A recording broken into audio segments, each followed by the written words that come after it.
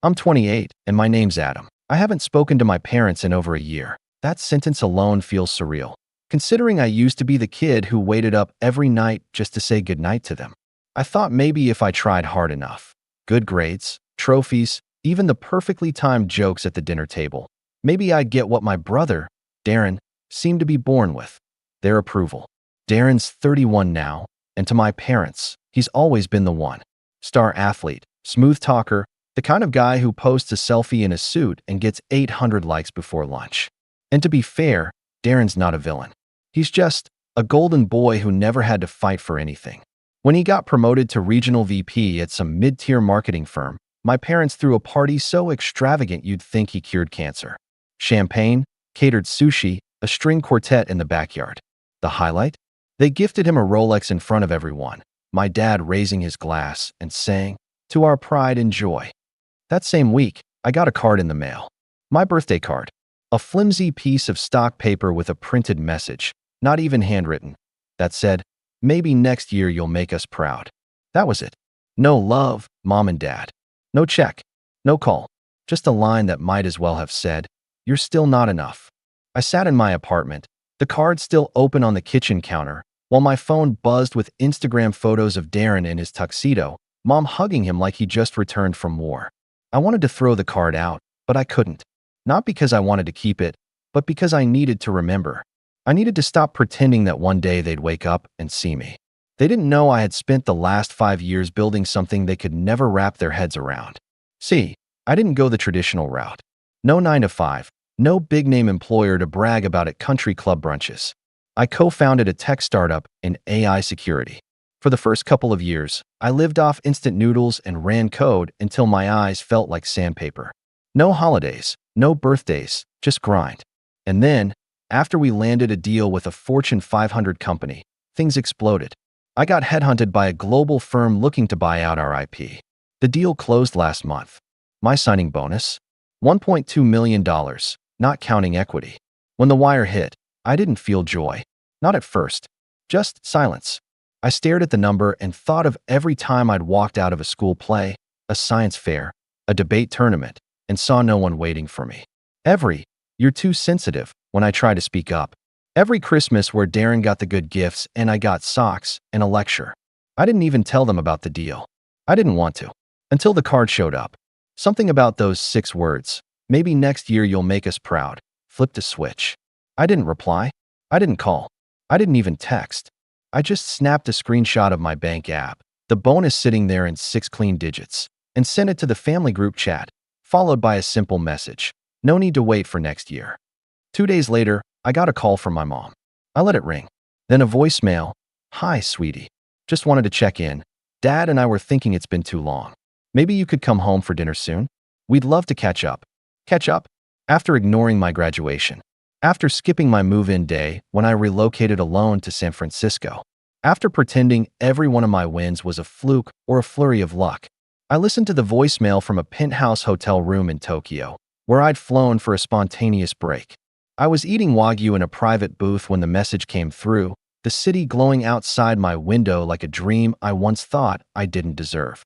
I took a picture of my table, the wine, the view, the meal, and nearly sent it back with, "Sorry, I already had dinner." But I didn't. I wasn't ready to talk yet. I needed them to feel the silence, to sit in it, like I had for most of my life. I thought that would be the end of it. But then Darren texted. Just one word: "Seriously?" Followed by another: "Overkill." And that's when I realized they still didn't get it. This wasn't about revenge. Not at first. It was about finally saying, "I'm not invisible." But if they wanted to call it overkill, I could show them what that really looked like. And that was the beginning of the real story. Darren's message sat on my phone like a mosquito bite, small, but itching more by the second. Overkill. For a moment, I stared at it, trying to make sense of what he thought was so excessive. Was it the screenshot? The quiet flex? Or was it the fact that I, the lesser son, had finally done something they couldn't ignore? I didn't respond, just locked my phone and pushed it face down on the hotel table. The server came back with dessert, matcha panna cotta with gold flakes, and I forced a smile. But inside, my chest was on fire. That night, I couldn't sleep. The glow of Tokyo's skyline lit the room, and I laid there wondering how it had all gone so wrong. I thought of my mom's voice on the voicemail, the way she used that same tone she always did when she wanted something. Warm, slightly rushed, a dash of guilt stirred in. It wasn't real warmth. It was performative, just like when I was 8 and made her a clay mug for Mother's Day. She smiled, set it aside, and gave it away a week later because it was too ugly to keep out. I remembered that mug more clearly than any birthday party. In the morning, I opened the group chat again. My dad had joined in now. Your mother and I would really love to see you. Darren told us the great news. Congratulations. Let's celebrate together. Dinner Sunday. Celebrate. They hadn't celebrated me in 28 years. And now that I had money, now they were proud? I don't know what I hated more, the hypocrisy or how calmly they assumed I'd come running. I didn't reply. Not yet. Instead, I opened a file I'd been quietly working on for months. A full audit of every dollar I'd loaned or given them over the years. The car repairs I paid for when their insurance lapsed. The $14,000 I wired when Darren had temporary cash flow issues and needed help covering a down payment. The time I paid their property taxes without telling them, just because I'd overheard my mom crying in the kitchen. Total, $83,571.43. I attached the spreadsheet and emailed it to myself with the subject line, receipts. Just in case. Back home, if you could even call it that, my parents lived in a nice 2-story place in Connecticut. Not extravagant, but clean, comfortable. Most of their comforts had quietly been padded by me. The Netflix subscription? Mine. The home security system? Also mine. The smart thermostat? Guess who? I never cared before. I did it because it felt like something. A way to stay part of the family when I felt like I wasn't. I think deep down, I thought maybe, if I kept helping, they'd see me. They didn't. But now they wanted to see me. Not the real me. Not Adam who stayed up building code, who flunked out of pre-med but found his calling in data encryption. No, they wanted to see the $1.2 million version of me. So I gave them something to look at. I booked a first-class ticket back to the States, not for them, but for me. I needed to stand in the same house where I'd once sat at the kids' table during Darren's engagement dinner, even though I was 24. I needed to feel that silence again, just long enough to put it to rest. But I wasn't planning on staying long. When I landed, I didn't tell them. I rented a car, a matte black Audi R8, because why not? And drove past the old grocery store where I worked shifts during high school, while Darren focused on sports. I parked in front of my parents' house just before sunset. The windows glowed like always, the porch light blinking like a beacon. I stood at the door for a full minute, my heart pounding like I was 16 again and about to be grounded. Then I rang the bell. My mom opened it. She gasped. Adam. Oh my God. She pulled me in for a hug before I could dodge. You didn't say you were coming. This is such a surprise. Inside, the table was already set. Candles, wine, roast chicken. There were 3 plates, one for each of them, and one for me. You must be exhausted, my dad said, walking in from the kitchen. Long flight, huh? Come sit. We saved your seat. I looked at that seat for a long second. They talked, or rather, they talked at me, for nearly 15 minutes straight. How proud they were, how Darren told them everything, how funny it was that I kept all my successes a secret. I nodded, gave small replies. I didn't touch the food. I just watched them, watched how they smiled at me now, like I was finally something they could claim. Then my mom said it. The line that broke the dam. You know, she said, we always knew you'd do something great. You just took a little longer to blossom. But we always believed. I laughed. Actually laughed. A short, sharp breath that stopped her mid-sentence. Believe? I said, finally leaning back in my chair. That's funny. I remember when I got into UC Berkeley and Dad asked if it was a clerical error. My dad looked uncomfortable. That was a joke. It wasn't funny. The table went quiet. I think that's when they realized I hadn't come for the chicken. I pulled out my phone and laid it on the table. Opened the gallery. Clicked on a picture I'd saved from Tokyo. The table, the meal, the view. I slid it across to them. That's where I was when you called. That's where I ate, alone, while you were suddenly proud of me. My mom swallowed hard. Adam, we didn't mean. You did, I said. You meant it every year. Every holiday I spent alone. Every achievement you ignored. You meant it when you sent that card. They stared at me. But I wasn't done. I reached into my coat pocket and pulled out the printed spreadsheet. My dad unfolded it, his eyes scanning the columns. "What is this?" he asked. "Just some numbers. Loans. Subscriptions. Payments I made without asking for anything back." I met his eyes. "But don't worry, this isn't a bill. I'm not here for a refund." Silence. Then my brother's voice came from behind me. "Wow," Darren said, walking in late. "Are you seriously making this about money now?" I turned around, and for the first time in my life, I wasn't nervous around him. "No," I said. "You made it about money when that Rolex hit your wrist." And that's when things got interesting. Because Darren wasn't just there to catch up. He had his own reason for showing up, and it had nothing to do with welcoming me home. He dropped his car keys on the counter with a loud clack, then crossed his arms and leaned against the wall like he owned the place, like he always had. Darren had this way of walking into a room and acting like it was built for him. In high school, teachers let him get away with murder. At home, it was the same story. He was the kind of guy who'd break a window playing football in the house, and somehow I'd be the one grounded because I should have stopped him. He stared at the spreadsheet in Dad's hand, then back at me. "You flew all the way here just to throw receipts in our faces?" "No," I said, voice calm but sharp. "I flew here to see if there was anything left. Any decency. Any acknowledgement of who I am beyond what I can give you." Mom reached for my hand, but I pulled it back before she could touch me. "You have no idea how hard these past few years have been on us," she said. "Darren was going through so much at work, and we didn't mean to neglect you, but we had our hands full." "Right," I said flatly. "You were too busy watching Darren get promoted to VP to notice I was working 80-hour weeks just to keep a roof over my head. Too busy helping him shop for suits while I sold mine to make rent.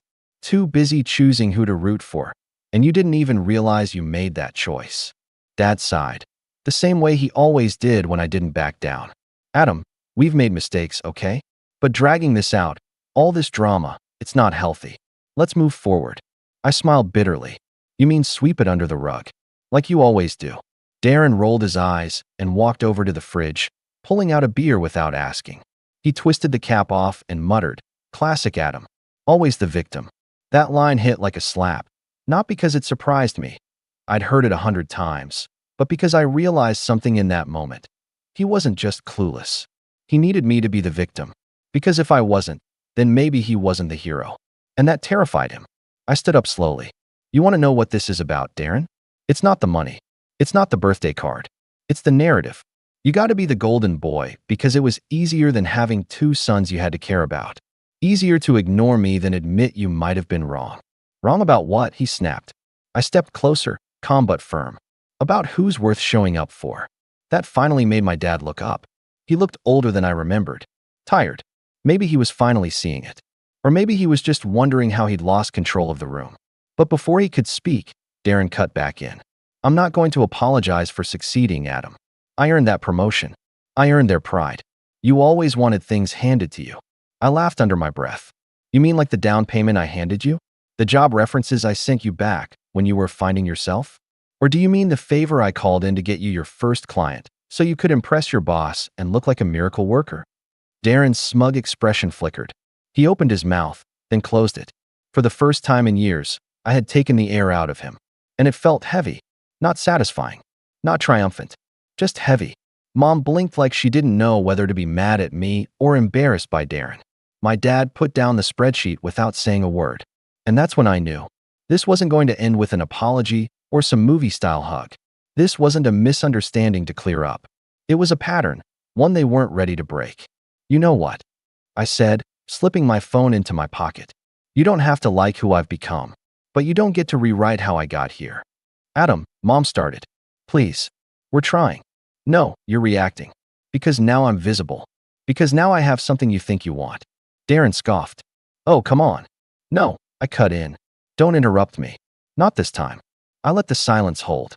No one moved. Even the wine glasses seemed to pause. "I flew across the world to look you in the eyes and give you the chance to say something real. Not because I needed it, but because I used to hope for it. But you know what? I'm done hoping." Mom's eyes glistened, but she didn't cry. She'd never cry for me. Not unless it made her look like the wounded one. I took a step back, letting the tension breathe. And then Darren, tone suddenly lighter, smug again, said the worst possible thing he could have said in that moment. "So what now, you gonna cut us off?" cancel the Netflix, and walk away feeling like a badass. I gave him a long, unreadable look, then smiled. Oh, Darren, you really don't get it. And just like that, I pulled out my phone again, not to show them another screenshot, but something else. Something that would make Darren sit up straighter. Something that would finally wipe that smug look off his face. But just before I opened it, my mom's phone buzzed. She glanced at the screen. Her eyes widened. Is this real? She looked up at me like she didn't recognize who I was anymore. I nodded slowly. Yep, it's already happening. And Darren, still not connecting the dots, reached for his own phone, just as his face began to change. Just as the first ripple of consequences started to hit. I stood there, watching Darren's face morph from smug confidence to something I hadn't seen in him since we were kids, fear. His thumb hesitated over the screen, then tapped open the notification. And just like that, his whole posture shifted. Gone was the arrogant lean, the cocky smirk. He suddenly looked smaller, quieter, like a kid caught cheating on a test. What is this?" he asked, blinking hard. I didn't answer right away. I wanted the silence to do what words never could. My dad finally broke it. "What's going on?" I turned to him, calm and collected. "Your golden boy has a little problem. When I tried to warn him about 2 years ago, remember when I suggested he stop using company assets for personal consulting jobs?" Darren's head jerked up. "You said it was just a suggestion." "No," I said, holding up a finger. "I said it was illegal. You didn't listen." Mom looked between us, confused. "Adam, what are you talking about?" I stepped forward and placed my phone gently on the table. On the screen was a forwarded email from a legal firm, time-stamped earlier that day. I had blind copied myself on the message Darren's company received that morning, one that included evidence of data tampering, unauthorized client access, and screenshots of his activity logs, logs I had flagged and downloaded when I worked on that project under NDA, long before our buyout deal. I hadn't meant to keep them, but something told me, something always told me, that Darren would get sloppy. "I tried to protect you," I said, not looking at Darren. "I tried to keep it quiet. But then you ran your mouth and dragged me through the mud. And when the company started sniffing around for internal breaches, they reached out to me. Not you. Not legal. Me. Because they knew I built the framework. I had access to every log, every user action, every discrepancy." My dad looked at Darren, stunned. "Tell me this is a joke." Darren's mouth opened, then closed. He couldn't speak. "You made $50,000 on the side last year skimming clients," I added. "Clients that belonged to the firm. You covered it well, but you didn't cover it perfectly. And now they know." Mom gasped. "But he was just trying to get ahead. You don't understand the pressure." "No, Mom," I said, cutting her off. "You don't get to make excuses. Not anymore. Not for him. Not for you. You always told me I needed to make you proud. Well, I did. And you barely noticed. He lied, cheated, and you threw him a party." I turned to Darren. "The firm hasn't filed charges yet. They might not. Maybe they'll just quietly terminate you. Maybe they'll press for restitution. That's up to them. I've done my part. I gave them what they asked for." "You ruined me," he said quietly. "You actually ruined me." "No," I said. "You did that yourself. I just stopped cleaning up your messes." For once, he had no comeback. My dad finally sat down, staring at the untouched chicken in the center of the table like it might hold the answers. Mom kept wringing her hands, and I realized something strange. She was waiting for me to comfort her, to say it would be okay. But I didn't, because it wouldn't be. They had spent so many years planting seeds of comparison, of conditional love, of emotional starvation, and they were finally staring at the garden they grew. "I didn't come here to ruin anything," I said quietly. "I came here hoping there was something left to save. A family, a scrap of honesty. But you were all too busy polishing Darren's crown to see who was holding up the throne." I grabbed my coat from the back of the chair and slid my phone into my pocket. Darren was still staring at the screen like he couldn't believe the life he built might actually crack. My dad looked like he'd aged 10 years in 10 minutes. And my mom, she just looked lost. "I'm not angry anymore," I told them. "I'm tired. Tired of begging to be seen. Tired of pretending your approval means something. I'm done." I walked to the door. Darren's voice croaked behind me. "So that's it. You just walk away." I paused, hand on the doorknob. "No," I said. "I run. And I don't look back." I stepped out into the cold Connecticut night, crisp air filling my lungs like freedom. The porch light flickered above me. It always did that, Dad never fixed it, said it wasn't worth the hassle. Funny, that porch light was my childhood in a nutshell. Flickering, dim, always second priority. I got in the car and turned on the engine. The Audi purred like confidence itself. As I pulled away, I glanced once in the rearview mirror. The house stood still. No one came running out. No one yelled my name. It was just still, and I felt peace for the first time in years. The next morning, I woke up in Manhattan. The skyline glinted through the windows of my new apartment, one I'd bought outright last month. Modern, minimal, silent. A place that felt like mine. No ghosts. No expectations. Just space to breathe. I poured myself a coffee and opened my email. No new messages from my parents. No calls. I wasn't surprised. That house wasn't built for apologies. It was built for silence. For denial. But something unexpected had come through. A LinkedIn message from an old high school friend. Someone I hadn't spoken to in over a decade. Hey man, just wanted to say congrats. Saw the Tokyo Post. You've come a long way. Funny how the quiet kids always end up being the loudest in the end. I stared at the message for a long moment. Then smiled. Yeah, I guess we do. Later that week, I canceled the home security system. Shut down their Netflix. Killed the subscriptions I'd been paying for behind the scenes for years. It wasn't out of spite. It was closure. I wasn't their emotional ATM anymore. I didn't know them a thing. I also reached out to my lawyer. Asked him to set up a charitable trust in my name. One that would quietly fund scholarships for kids like me. Kids who grew up in the shadows. The quiet ones. The forgotten ones. He asked what I wanted to call it. I thought for a moment. Then answered. The Maybe Next Year Fund. He smiled. Brutal. Not brutal, I said. Just honest. And that's how it ended. Not with a scream. Not with a door slammed shut. But with a quiet, steady walk away from people who only knew how to love conditionally. And this time, I didn't look back. My name's Matt, I'm 31, and up until last Thanksgiving, I had never really believed in the concept of a final straw. You know, that one defining moment where you realize, with startling clarity, that something's changed, that whatever you've been tolerating, excusing, forgiving, it ends. Right then. I always figured those moments were exaggerated, dramatic, but it turns out they're very real. And mine came in the form of a 3-second voicemail and a plate of leftover stuffing. For context, I've been the financial backbone of my family ever since I started my first big job out of college. I work in IT infrastructure, nothing flashy, but it pays well. While most people my age were trying to get their own apartments or save for a house, I was helping my parents pay off credit card debt, co-signing the refinance of their mortgage, and quietly paying for the utilities when the bills started piling up. Not because they asked, not at first, but because I wanted to help. My dad had gotten laid off during the 2008 recession and never really bounced back. My mom picked up hours at a daycare, and between that and my little sister Ashley still being in school at the time, they were drowning. So I stepped in. But over the years, something started to change.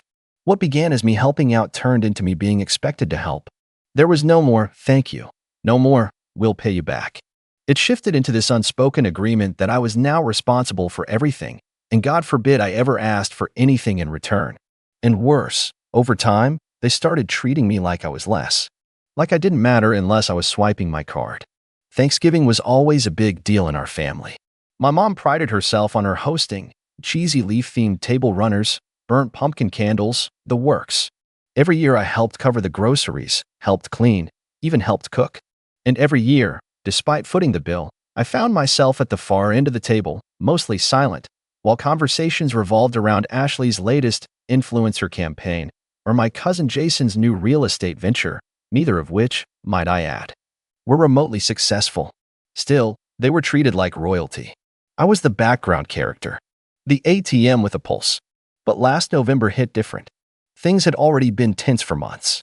Ashley had borrowed $900 from me to fix her car, which turned out to be for a spontaneous girls' trip to Cabo. Mom dismissed it with, she's young, she's finding herself, while Dad told me to chill out and stop keeping score. Jason had moved in temporarily while between places, and suddenly I was covering his food and the extra gas bill because he liked his long showers. They never asked. They just assumed. The build-up started a week before Thanksgiving. I texted my mom asking what time dinner would be and what she needed me to bring. No response. 2 days later, she finally replied with a curt, "We're keeping it small this year." No explanation, no invite. I followed up, confused, And she hit me back with something that still rings in my ears. Don't bother coming for Thanksgiving. That was it. No punctuation. Just cold. I stared at the message for a long time, wondering what had happened. Had I done something wrong? Did I miss something? I even scrolled up through our old messages, thinking maybe I'd missed a fight or crossed a line. But no, nothing. Just silence leading up to a dismissal. That night, I lay in bed replaying everything, the years of silent contributions, the missed vacations, the promotions I'd barely celebrated because I was too busy fixing their finances. The Christmas where I gifted Ashley a new phone while she gave me a funny mug that said, "World's okayest brother." The birthday I spent alone because everyone had plans. I wasn't family. I was staff. I didn't reply to her message right away. I needed time to think, not emotionally, but practically. That's when it started to click. They had grown so used to me footing the bills that they didn't even think about how dependent they'd become. And now, they'd push me out, publicly, unapologetically, assuming I'd still be useful in the background. That I'd still pay the gas bill while they passed the mashed potatoes. So I drafted one simple reply, then don't bother using my card. I hit send. Then I got to work. You see, I'd set up autopay for nearly everything over the years. The mortgage? On my account. The utilities? Linked to my card. Their grocery delivery subscription? My Amazon Prime account. For them, Thanksgiving was a family celebration. For me, it was an invoice waiting to be charged. I opened every dashboard, utility site, mortgage portal, bank app, and I revoked everything. Every card, every payment method, every auto debit. It was oddly therapeutic, like slowly unscrewing the bolts of a giant machine that had been grinding me down for years. I even removed my name as the co-signer on the heating account, which meant they'd need to reapply under their own credit. I didn't say a word. I didn't gloat. I just let the silence return the favor. Thanksgiving morning, I made my own meal. Nothing fancy, just a rotisserie chicken, box stuffing, and cranberry sauce from a can. I sat in my small apartment, phone on silent, watching reruns of old sitcoms while the wind howled outside. For the first time in years, I wasn't stressed. I wasn't waiting to be needed or insulted. I was just still. Later that afternoon, my phone buzzed. Once, twice, then 12 times. Text started pouring in. Hey, Matt, the gas isn't working? Did something happen with the payment? Why isn't the heating on? It's freezing. We can't log into the mortgage site. It says your card was declined? And then the call came from my dad, straight to voicemail. Then another from my mom, followed by a long, passive-aggressive text. If this is some kind of punishment for not inviting you, that's really petty. Family doesn't abandon each other like this. I stared at that last message for a long time. Family doesn't abandon each other. The irony nearly made me laugh. But instead, I just closed the thread. I didn't respond. Because at that point, the frost creeping into their living room was a more honest reflection of our relationship than any forced holiday dinner could ever be. And just as I was settling back into the couch, a new message lit up my screen, from Ashley. It read, "OMG, what did you do? The house is freezing and mom's losing it." I didn't respond to Ashley's text. I didn't need to. It was the first time in my life I felt like I had nothing to prove. No one to convince. No one to chase. That silence, on my end, was louder than anything I could have said. But deep down, I knew this wasn't over. Not even close. By Friday morning, the real panic had begun. A flurry of notifications greeted me when I woke up. Missed calls, voicemails, even emails, something they hadn't resorted to in years. The first was from my mom, her voice strained and clipped. "Matt, I don't know what game you're playing, but the gas company said you took your name off the account. Your father's been on the phone for an hour, and they're saying it'll take 3 to 5 business days to set up a new one. It's freezing here. We have your grandmother coming tomorrow, and this is just cruel." Cruel. That word stuck with me, as if I had ripped warmth out of the vents with my bare hands. Not once did she acknowledge what she said. No apology. No regret. Just the same unspoken rule. Matt fixes it. Matt makes it go away. That's what I'd always done. But not this time. The second voicemail was from my dad. More irritated than desperate. "Look, this stunt isn't funny. You made your point. Now fix it.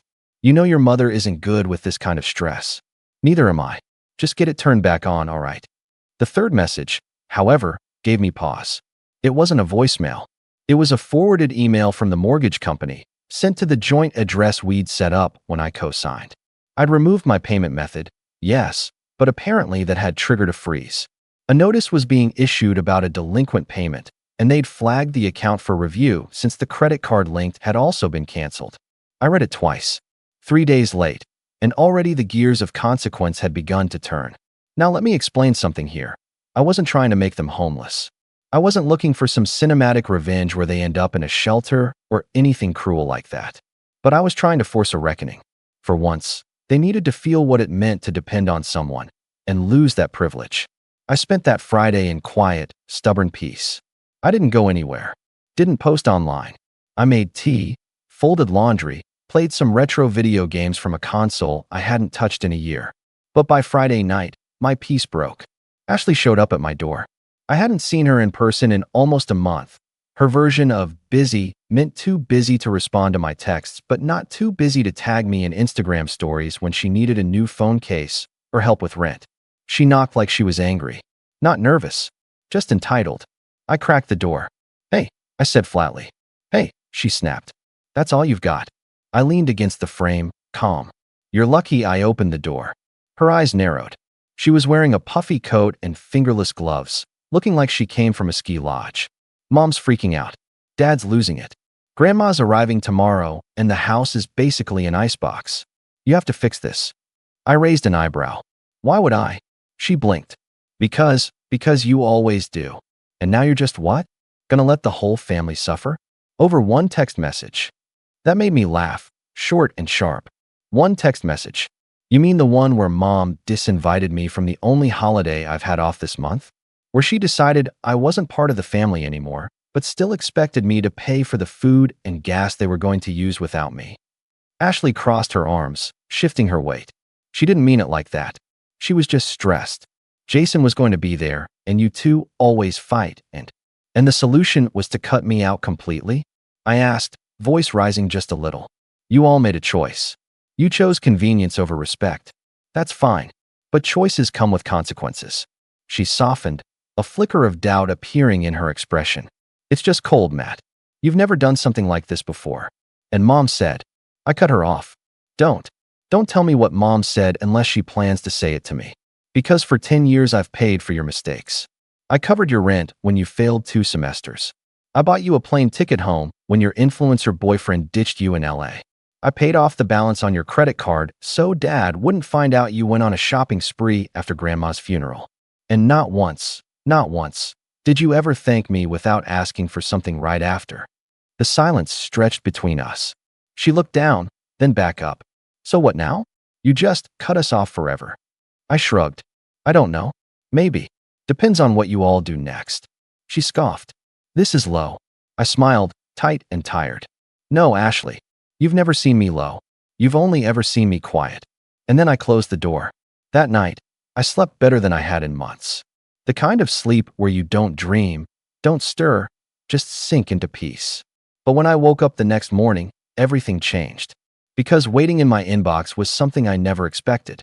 An email from an unfamiliar address, subject line, "Urgent, family home delinquency notice." I clicked it, and my stomach flipped. It was a formal letter from the mortgage company, addressed to me and my father as co-signers. Apparently, they had been using my identity and financial backing to refinance a second lien on the house months ago, without telling me. A second mortgage. In my name. They'd forged my digital signature. And now, the default notice was headed to me, not them. My pulse spiked. I reread the line twice. As a co-signer on the account, you remain fully liable for any outstanding balance or legal proceedings associated with non-payment. In one moment, the petty games and family drama collapsed into something much bigger. This wasn't just about gas bills or hurt feelings anymore. It was fraud, and it was about to become very, very real. I stared at the screen for a long time. At first, I thought it had to be a mistake. A misfiled document, some clerical glitch. Maybe a scam email, those phishing things that look official but crumble on inspection. But this one didn't. It had the mortgage company's logo, my full name, the correct address of my parents' house, and the last 4 digits of the account I had co-signed years ago when Dad first asked for help. I checked the sender's domain. Legitimate. I cross-referenced the contact info. All of it checked out. The email was real. The threat was real. I clicked the attached PDF and my chest tightened. There it was, Plain as day, a refinance agreement, dated 6 months ago. My name was listed right next to my father's under the cosigner section. There was even a digital signature that supposedly belonged to me. The problem? I never saw this document in my life. Never approved it. Never clicked anything. I didn't even know they had refinanced again. And they'd done it in my name. My hands were shaking. For a moment, I genuinely thought I might throw up. This wasn't just some passive disrespect or years of being taken for granted. This was calculated. Strategic. They didn't just forget to invite me to Thanksgiving. They'd used me. Exploited me. Lied to me. Worse, they knew what they were doing. There's no way they could have added my name without going through multiple steps. It meant they had access to old paperwork, knew what I'd co-signed in the past, and used that information to sneak me back into debt without asking. And now that I'd pulled my support, the whole structure was buckling. That's why they were panicking. Not just because the house was cold. Not just because the groceries weren't arriving. But because I'd accidentally yanked out the power cord, keeping their financial Frankenstein alive. I needed advice. Fast. I called up Brian, a friend from college who'd gone into law and now worked at a small but sharp private firm. I didn't give him every detail, just said it was urgent and involved possible financial fraud from a family member. He agreed to meet for coffee that afternoon. We sat down at a cafe near his office, and I slid my laptop across the table. Brian put on his glasses, skimmed the documents, and the moment I saw his eyebrows knit together, I knew I was right to worry. Matt, this is bad. I figured. I mean, this isn't just fraud. If they forged your name and used it to get a second mortgage, that's potentially criminal. You could be on the hook for thousands depending on how deep it goes. And they could face serious penalties, especially if the lender pursues charges. I leaned back in my chair, still trying to steady my breath. What do I do? Brian rubbed his chin. First, you file an affidavit of forgery with the mortgage company. Second, we contact the credit bureaus and flag your identity. You need to pull your credit report ASAP and see what else they've attached your name to. If they did this once, they may have done more. I nodded slowly, absorbing it like a gut punch. And the house. If your name's still legally attached and they default, they can come after you. But if you can prove the signature was forged, we can separate you from liability. Still, this won't be fast. Or clean. I looked out the window. Trees were bare, wind whipping past in short, cruel gusts. Everything felt frozen. Brian leaned in. Look, I know it's family, but you need to stop thinking like a son and start thinking like a defendant. These people didn't just take advantage of your kindness. They committed fraud. You're not overreacting. You're underreacting. That hit me hard. Underreacting. After years of minimizing their behavior, telling myself it wasn't that bad, that they were just stressed or lost or trying their best, I finally had proof that it was worse than I let myself believe. I thanked Brian, promised to follow up with the affidavits, and walked back to my apartment in a haze. Back home, I pulled my credit report. It was worse than I expected. In the last 2 years, 3 credit lines had been opened using my name. One was for the second mortgage. One was for a retail card I'd never applied for, used to buy over $4,000 worth of furniture. The third? A personal loan of $8,000 through an online lender, supposedly to consolidate family debt. My jaw clenched so hard it hurt. I scrolled through the activity and noticed the most recent login attempt had happened 2 days ago. While I was canceling the utilities, someone, most likely Dad, had logged in and tried to reactivate the old payment info. When it failed, they left it. Didn't even bother asking me. Just tried to sneak it back. I sat in that chair for what felt like hours, the anger pulsing through my veins like slow poison. This wasn't just betrayal. It was betrayal on paper. With signatures. With timestamps. With evidence. And that's when the final decision began to form. Not revenge. Not pettiness. Just a reckoning. A reckoning with paperwork. I started compiling everything: screenshots of messages, voicemails, billing history, my credit report, and the refinance documents. I opened a new folder and labeled it, calmly and methodically, Family Liability Case. I called the mortgage company, began the process of filing a fraud report, and emailed Brian copies of everything. I also called the credit bureaus and froze my credit. Then, I opened the group family chat and typed one message, effective immediately: I am initiating a full legal review of any financial activity involving my name or signature. Any unauthorized use will be reported to the authorities. You have until Monday to contact me with any relevant disclosures. After that, it's out of my hands. I hit send. Then I muted the chat and waited. And what happened next wasn't panic. It was silence. The silence stretched across that entire weekend. No replies. No texts. Not even one of Ashley's passive-aggressive emojis. That group chat I'd been ignored in for years? Suddenly dead quiet now that I'd finally taken control. I spent Saturday finalizing paperwork. Called the mortgage lender, walked through their fraud protocols, filed the affidavit. The rep on the phone was polite but stunned. "We don't usually see situations like this within families," she said gently. I almost laughed. Neither do I. Sunday, I met with Brian again. We filled out official fraud reports for all 3 credit incidents. I signed the identity theft affidavits and gave him written permission to act on my behalf if the case escalated. By Monday morning, everything was in motion: legal, financial, personal. And that was when the dam broke. It started with an email from my mom. Subject line: "Please don't do this." No greeting. No signature. Just one long, run-on paragraph of emotional manipulation. "I didn't realize you were so hurt. I wish you'd said something sooner. We never meant to exclude you. Your father was stressed, Ashley was pressuring me, and I thought maybe giving you space would be better. I don't remember anything about refinancing with your name. Maybe it was some paperwork confusion. Please don't get lawyers involved. We're family. Can't we talk instead?" I didn't respond. Not right away. Not ever, really. Because 15 minutes later, I got a call from a number I didn't recognize. It was their lawyer. Or rather, the family friend who claimed to be acting as legal counsel for them. "Matt," he said, overly friendly. "Hey there. I'm calling on behalf of your parents. They're understandably upset and a little confused about all of this." I let him ramble, then cut him off. "They committed financial fraud using my identity. This isn't a family squabble. It's a criminal matter." There was a long pause. "I'm sure there's an explanation. There's a forged refinance agreement with my name on it," I said sharply. "There's a personal loan I never applied for. And they tried to access my account after I pulled out. There is no explanation that undoes that." Another pause. "Okay," he said finally, more cautious now. "Would you be open to resolving this privately?" "There's nothing private about federal loan fraud," I replied. "Tell them they can forward any admissions or apologies to my attorney. But I'm done playing messenger.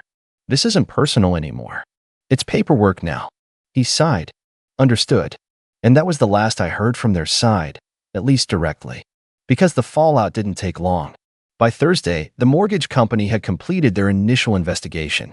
The digital signature had been traced to an IP address at my parents' home after business hours on a Saturday 6 months ago. I was able to pull my phone's GPS record showing I was at a work conference in another city during the same time. Checkmate. They ruled the signature fraudulent and removed me from the agreement. Because of the nature of the falsified cosigner documentation, the refinance loan was reevaluated, and the lender revoked its original approval. The account was frozen again, this time entirely. And that meant, effective immediately, my parents owed the full balance of the remaining mortgage under the original terms. No extensions. No grace period. Full repayment notice pending. And with winter creeping in, the clock was ticking. Ashley tried one more time. She texted me Saturday evening. "You're seriously letting them lose the house? After everything?" I stared at it for a long time, then replied, "No, I'm letting them keep what they created. All of it." She never replied. That same weekend, I got a call from my aunt, my dad's sister, someone I hadn't spoken to in nearly a decade. "Matt, I just heard what happened. They're saying you went behind their backs and sabotaged them." I sighed. "Did they mention the forgery? The loan in my name?" There was a pause. "No, then I'd advise you to ask for more details before you pick a side." She didn't respond right away. But before she hung up, she said quietly, "I'm proud of you." It floored me more than I expected. Because growing up, I always thought keeping the peace meant being silent. Letting others step on you if it made the room more comfortable. But all that silence had done was make me a target. It had trained my family to believe I was endless. That I didn't need thanks, boundaries, or basic human decency. And when I finally said no, it wasn't out of vengeance. It was survival. 2 weeks later, I received a formal notice from the lender. The house was officially in pre-foreclosure. Unless my parents could repay the arrears or restructure the debt without me, they'd be forced to sell or surrender the property. It would be public. It would be permanent. It would be theirs. That same day, I got a letter in the mail. Handwritten. No return address, but I recognized the handwriting immediately. My mother's. It was 4 pages long, rambling, defensive, emotional. She said I was overreacting, that I was too sensitive, that I'd always been dramatic and never understood what family means, that they only used my name because they knew I'd say no and didn't want to stress me out. That last line nearly made me laugh. There was no apology, no accountability, just a final sentence that said, "When the house is gone, I hope you're happy with what you've done." I folded the letter, set it in my filing cabinet under family, closed. That winter was the quietest one I've ever had. No fake family dinners. No forced small talk over lukewarm turkey. No being the ATM in the background. Just me, my apartment, and a peace I didn't know I was allowed to have. By January, the house was officially listed. I saw the listing online. Staged photos of rooms I'd grown up in, now wiped of any trace of our lives. The caption read, "Charming 2-story home, perfect for new beginnings." I smiled at the irony. I never reached out again. Never visited. Never replied to Ashley when she sent one final message months later that simply said, "I hope it was worth it." I didn't reply. Because it was. It was worth every silent meal, every passive-aggressive remark, every fake smile, every unreturned favor. It was worth finally standing up for myself. Worth proving that love without respect isn't love, it's control. And walking away? That was the most generous thing I ever did. Not for them. For me. If you had told me 3 years ago that I'd be standing in my driveway, heart racing, trying to explain myself to a police officer while my sister screamed from the porch like she was auditioning for a soap opera, I would have laughed in your face. Back then, I was the easygoing guy in the family, the cool uncle, the one who'd bring donuts just because, play tag until his knees gave out, and give rides without ever expecting gas money. My name's Travis. I'm 31.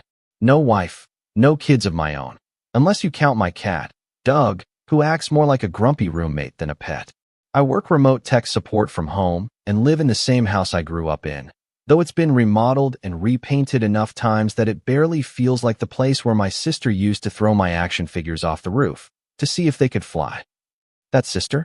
Her name's Monica. She's 36, a single mom of 2, and somehow still manages to carry herself like she's doing the world a favor just by existing. We used to be close, at least as close as siblings 5 years apart can be when one is a know-it-all drama queen and the other is just trying to mind his business. After her divorce 2 years ago, though, things shifted. Fast. Monica leaned on me hard. At first, I didn't mind. I mean, it made sense. She was going through a rough patch, and I figured watching my niece and nephew, Lily and Mason, every now and then was the least I could do.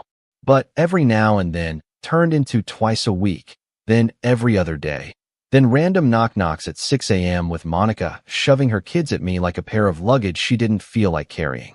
She always had some excuse. A job interview. A date. Just one quick errand. Once, she dropped them off and vanished for an entire weekend without so much as a text. I found out later she'd gone to a wine retreat with her friends in Napa. Meanwhile, I was trying to explain to a 5-year-old why Paw Patrol wasn't on Netflix anymore and calming down a 3-year-old who thought the sky was falling because it started raining. I should have set boundaries earlier. I know that now. But back then, I didn't want to rock the boat. My parents, bless them, but they're blind when it comes to Monica, always praised her for being strong and pushing through for the kids. Never mind the fact that half her strength came from offloading her responsibilities onto me. Whenever I brought up feeling taken advantage of, my mom would sigh and say something like, "Travis, you're so good with them. It's just a phase. Monica needs support right now." My dad, he'd shake his head and mutter, "Just help your sister." That's what family does. It wasn't just my parents, either. Friends started noticing. My buddy Eric joked once, "Dude, you're a babysitter with a mortgage." I laughed, but it stung. I didn't mind helping. I loved Lily and Mason. But there's a difference between helping and being dumped on. And Monica? She never asked. She'd just assume I'd say yes. It became this unspoken arrangement where saying no felt like kicking puppies. She'd show up with that tight smile, dump the diaper bag by the door, and vanish before I could finish my coffee. There was this one time. I remember it clearly because it was the same day I had a virtual interview for a promotion. I had told Monica in advance I couldn't watch the kids that day. I even texted her 3 reminders. But at 9 a.m., there was a knock at my door. I opened it to find Lily holding her Elsa backpack and Mason dragging his blankie across my welcome mat like a dish rag. No Monica in sight.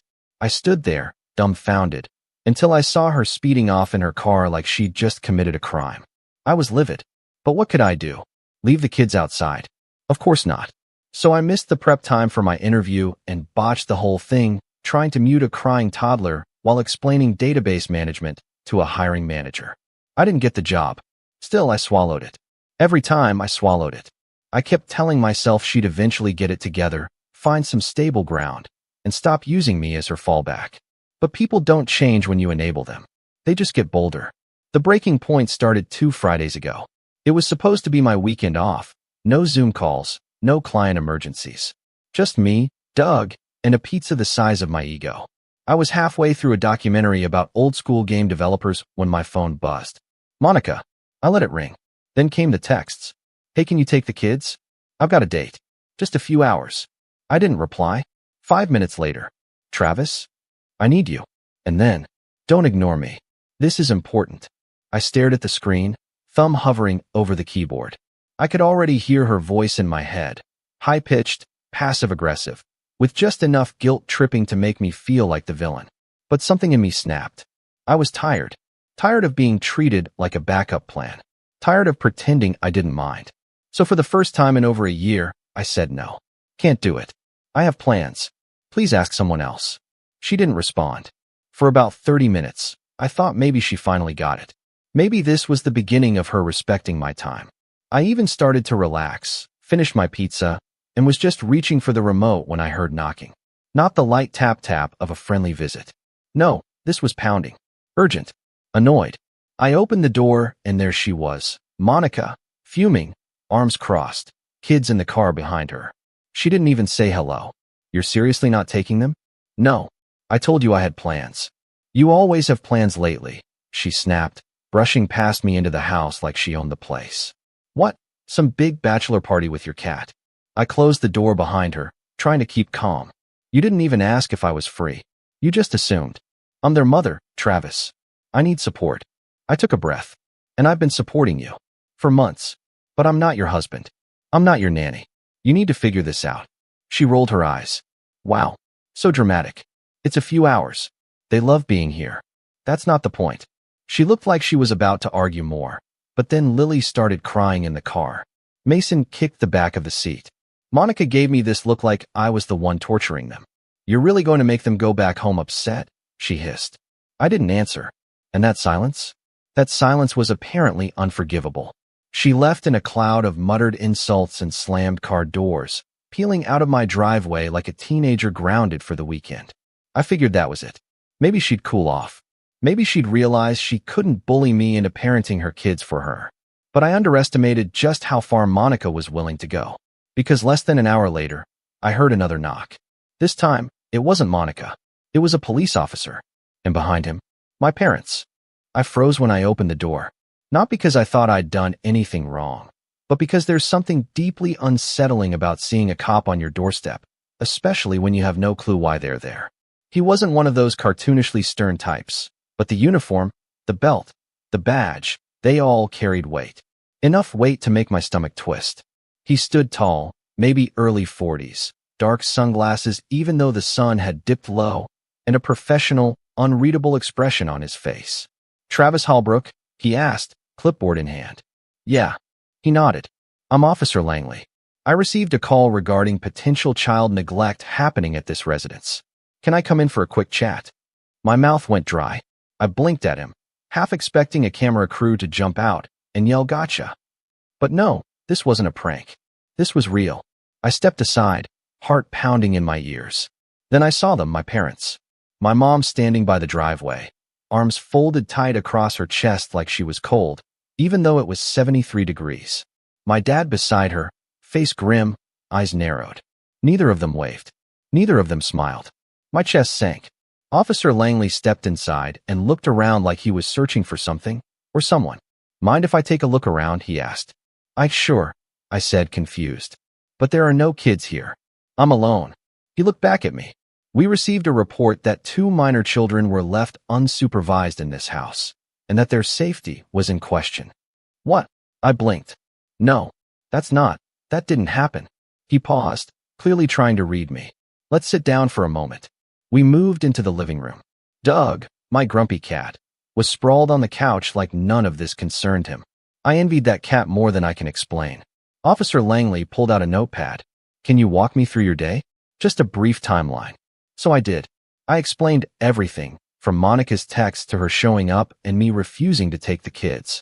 I told him exactly what I said, how she left with them, how I thought it was over. I even showed him the texts, which thankfully I hadn't deleted. He nodded slowly, jotting things down. And you're saying you never had custody of the children today? Not even briefly. I didn't even step outside the house, I said. Look, I've watched them before. Many times. But not today. Not after I said no.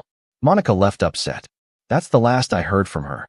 He looked at me, then back at his notes. And you live alone? Yeah, just me and my cat. He gave a small exhale and nodded. Okay, I believe you. The relief I felt was instant, but short-lived. Because then came the next part. He stood and walked toward the front door, motioning me to follow. Outside, my parents were still standing there, but now Monica had returned. She was talking animatedly to my mom, her face red and puffy like she'd worked herself into tears. When she saw the officer with me, her eyes narrowed like I was a cockroach that had crawled out from under the fridge. Officer Langley called them over. Can I speak to you for a moment, ma'am? He said to Monica. She walked up, arms crossed, voice quivering with fake urgency. Did you find them? Are the kids okay? He raised a brow. There were no children in the house, ma'am. Mr. Holbrook says he declined to take them today. Do you have reason to believe otherwise? Monica blinked, caught off guard. But only for a second. Then the tears turned on like a faucet. He's lying. I dropped them off. I knocked and left them at the door. He told me he'd take them. That was a flat-out lie. And bold. And dangerous. My mom gasped. You left them outside? No, I cut in. She's lying. She never dropped them off. She got mad and drove off. Check my porch cam. Monica looked like she'd just swallowed a lemon. That's a good idea, Officer Langley said, turning to me. Do you have footage?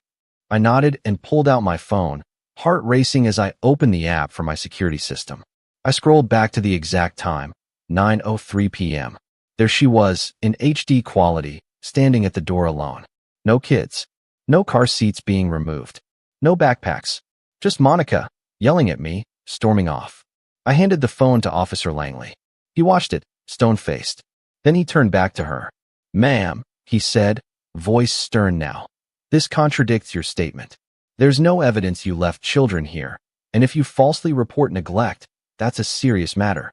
Monica's face crumpled in real panic now. I must have mixed up the times. I meant earlier. Maybe I was confused. But the damage was done.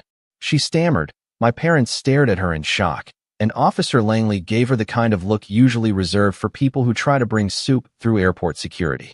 I'm going to file this as a false report, he said. Mr. Holbrook, I apologize for the inconvenience. We're done here. He handed me a card and left. The silence after the squad car pulled away was suffocating. My mom finally spoke. Monica, what were you thinking? Monica didn't answer. She just gave me a death glare, turned on her heel, and got into her car. My dad shook his head. This is getting out of hand. You think? They left shortly after, in an awkward shuffle of goodbyes and forced expressions. I didn't sleep that night. I lay in bed, lights off, Doug curled at my feet, and stared at the ceiling trying to piece it all together. She tried to get me in trouble with the police. With Child Protective Services, no less. Because I said no. And my parents? They'd shown up without even hearing my side. They'd just believed her. That part cut deeper than I expected. Not because I needed them to blindly take my side, but because they hadn't even asked. They'd stood beside her in that driveway like a jury I hadn't agreed to face. The next day, I woke up to 26 text messages from Monica.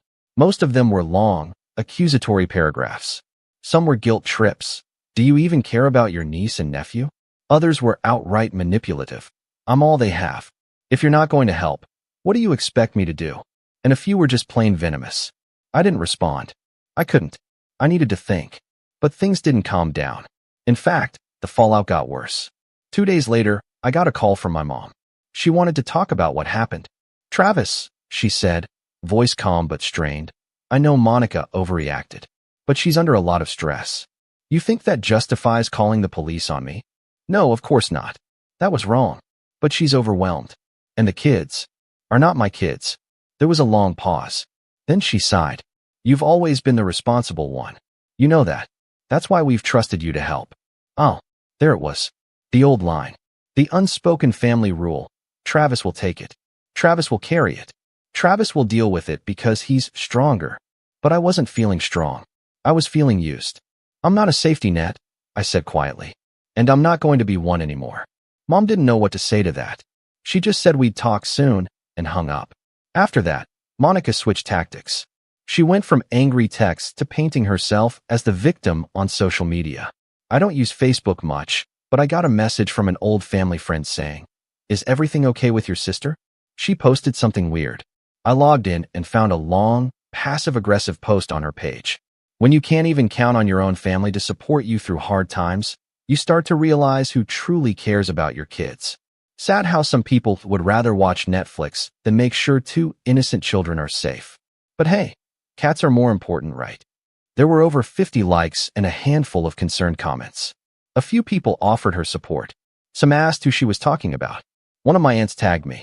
I didn't comment. I didn't engage. But inside, something was shifting. A line had been crossed. And for the first time, I wasn't just frustrated, I was done. I started pulling back. I muted her on every app. I told my parents I wouldn't be attending Sunday dinner if Monica was there. I even started looking into ways to formally distance myself from any guardianship or emergency contacts tied to her kids. I wasn't trying to punish them, but I had to protect myself. But Monica didn't like losing control, so she escalated. 3 days later, I came home from grabbing groceries and noticed my mailbox was slightly open. Inside was a letter, handwritten. No stamp, just folded neatly. It read, "You've made your choice.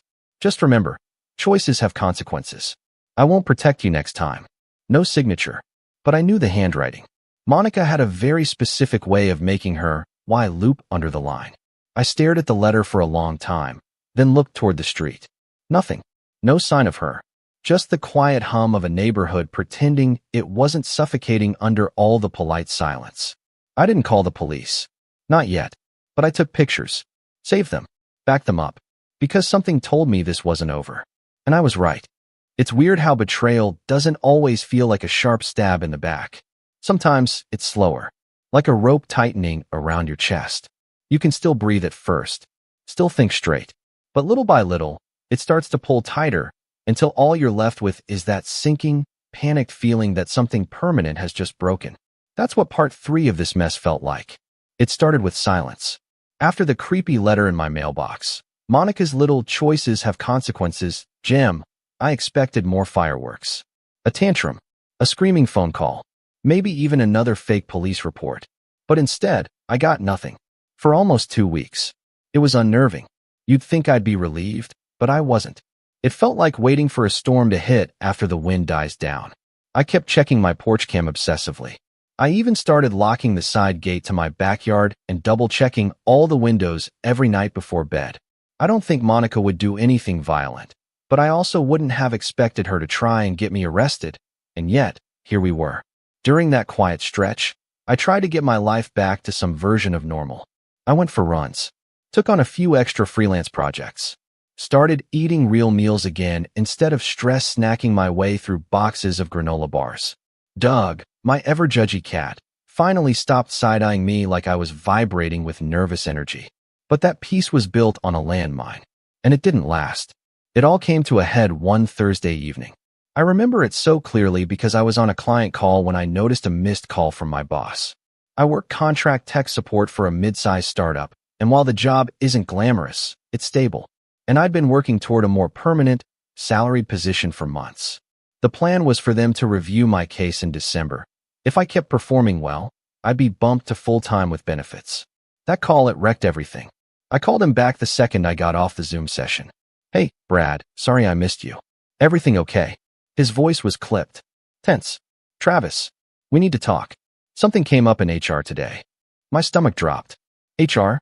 What?" He hesitated. "We got a call from someone claiming you've been running an unlicensed daycare out of your home. That there were multiple incidents of child endangerment, neglect, and even verbal abuse. I felt like I'd been punched in the gut. What? I could barely breathe. That's not true. I don't even run a daycare. That's absurd. I figured, Brad said quickly. I told them it sounded completely off. But they didn't call us directly. They filed a complaint through a watchdog site that reviews our contractors for compliance. It triggered an automatic flag in our system. Who reported it? They didn't leave a name, but the complaint was detailed. Descriptions of your house. Specific times of day. Even mentioned your cat by name. Doug. Doug was in the report? That's when I knew. Without a doubt. It was Monica. She's lying. I said, more to myself than him. My sister, she's trying to sabotage me. I said no to babysitting, and she's unraveling. Brad was silent for a moment. Travis, I believe you. But HR is spooked. They want a formal investigation before we move forward with your full-time application. So what happens now? We're freezing your promotion timeline until we resolve it. You can keep working contract jobs in the meantime, but you're going to have to submit a written response and possibly agree to a home visit. A home visit? I know it's overkill, but we have protocols. After we hung up, I just sat there, phone in my lap, hands shaking. I didn't cry. I didn't scream. I just shut down. You know that feeling when you realize someone you thought you knew is actually capable of something way darker? That moment when all the memories, the birthday parties, the sleepovers, the inside jokes, start to feel like they belong to someone else? That was me, sitting in my office, staring at the wall like it might give me an answer. How could Monica do this? Calling the cops was one thing. Spinning Facebook narratives was another. But going after my job? Risking my income? My future? That was a whole new level of malicious. The next day, I did what I should have done weeks ago. I booked a meeting with a lawyer. Her name was Rachel, and she looked like the kind of woman who'd win an argument without raising her voice. Calm, focused, sharp as a blade under soft lighting. I laid out everything, every text, every incident, the police report, the HR complaint. I even played her the porch cam video and showed her the letter Monica left in my mailbox. When I finished, Rachel leaned back in her chair, fingers steepled. This is harassment, she said plainly. She's built a pattern. False police reports, defamation, malicious interference with employment. Can I sue her? You can. The question is whether you should. She's family.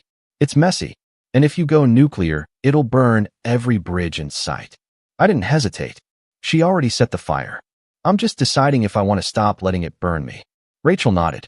Then here's what we'll do. First, we'll send her a cease and desist letter. Make it official.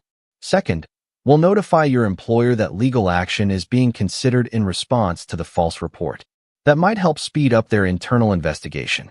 Third, she paused. Do you want to pursue a restraining order? I hadn't thought about it. But suddenly, the idea didn't seem extreme. It seemed necessary. Yes, I said. I do.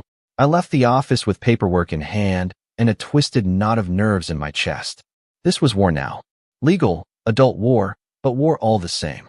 Of course, Monica didn't take the cease and desist well. She showed up at my parents' house the next day, sobbing hysterically, waving the letter like it was an eviction notice from God. My mom called me, voice tight with panic. Travis, what is this? Why did Monica get served with legal papers? She tried to ruin my career, I said flatly. She says you're exaggerating, that it was all a misunderstanding. Oh, really? Which part? The false CPS complaint? The police lie? The threatening letter in my mailbox? There was silence on the other end. You're taking this too far, Mom finally whispered. You're suing your sister. I haven't filed anything yet, but I'm protecting myself. She's the mother of your niece and nephew. She's a grown adult who made a choice. Then, in the softest, most devastating voice, my mother said, I just wish you could let this go. That broke me. I wasn't surprised. Not really. But hearing it out loud, it felt like a betrayal stacked on top of Monica's. Like they were all quietly agreeing that my boundaries, my peace, came second to Monica's comfort. Again, Mom, I said, voice cracking. You didn't even ask if I was okay. I know this is hard on you. No, I cut in. You don't. You never do. You didn't check on me when the cops showed up. You didn't check on me when Monica lied about your grandkids being in danger. You didn't even check on me after she tried to ruin my career. All you've done is tell me to keep forgiving. More silence. I love you, Mom, I added. But I'm not doing this anymore. I hung up before she could respond. After that, the dynamic shifted completely. Monica started posting more cryptic stuff online. Bible verses about forgiveness, vague references to family betrayal, and even a GoFundMe titled "Single Mom Just Trying to Get Back on Her Feet." She claimed she'd been financially devastated by false legal threats, and several relatives shared it. A few even messaged me to ask what was going on. I ignored them all. And then came the final straw. One night, I was coming back from the grocery store when I noticed something strange. My front door was ajar. Not wide open, but not fully closed either. I stopped cold. Doug was an indoor cat. He never left the house. My heart raced as I rushed inside. Groceries dropped at the door. Doug was fine, thank God. But the living room? Someone had been in there. It wasn't trashed. Nothing was missing. But things were wrong. A chair was moved. A drawer slightly open. A coffee mug on the counter I hadn't used in days.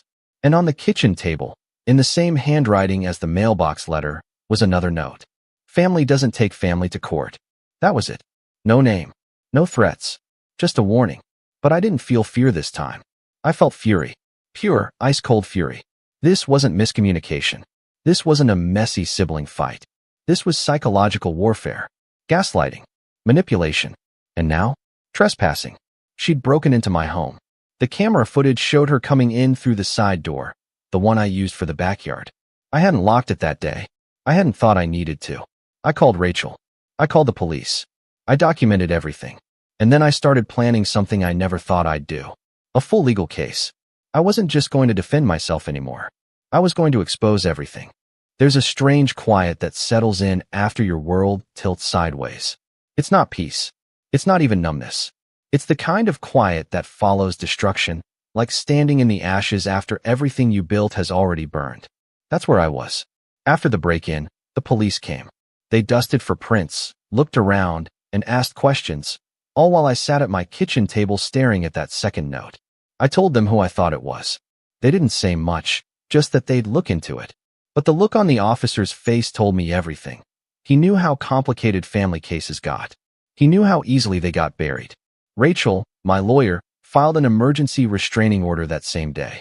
She was efficient, methodical, and calm, everything I wasn't. "We'll get this approved within 48 hours, she said. "Until then, do not contact her directly. Let me handle everything." So I did. I handed over all communication, texts, letters, camera footage, everything. I even took a few days off work, though off is a generous word. I couldn't focus. I couldn't sleep. I kept replaying the footage of Monica sneaking through my side gate, opening my door, and walking around like she owned the place. She didn't steal anything. She just wanted me to know she could, that she wasn't afraid. And somehow, that terrified me more than if she had. When my parents found out about the restraining order, all hell broke loose. My mom called, sobbing. "Travis, this is tearing the family apart. You're making things worse. Can't you just sit down with your sister and talk?" I laughed, a short, broken sound. "Mom, she broke into my house. What exactly do you want me to talk about? Whether she used the right door?" "Don't be sarcastic," she said sharply, the tears replaced by that tone she used when I was a teenager. "She's unstable right now. She needs compassion. She needs consequences." That ended the call. My dad texted later, saying he was disappointed in how I was handling things. Not in her, but in me. Because apparently, standing up for myself was now a moral failure. That weekend, I stopped answering their calls altogether.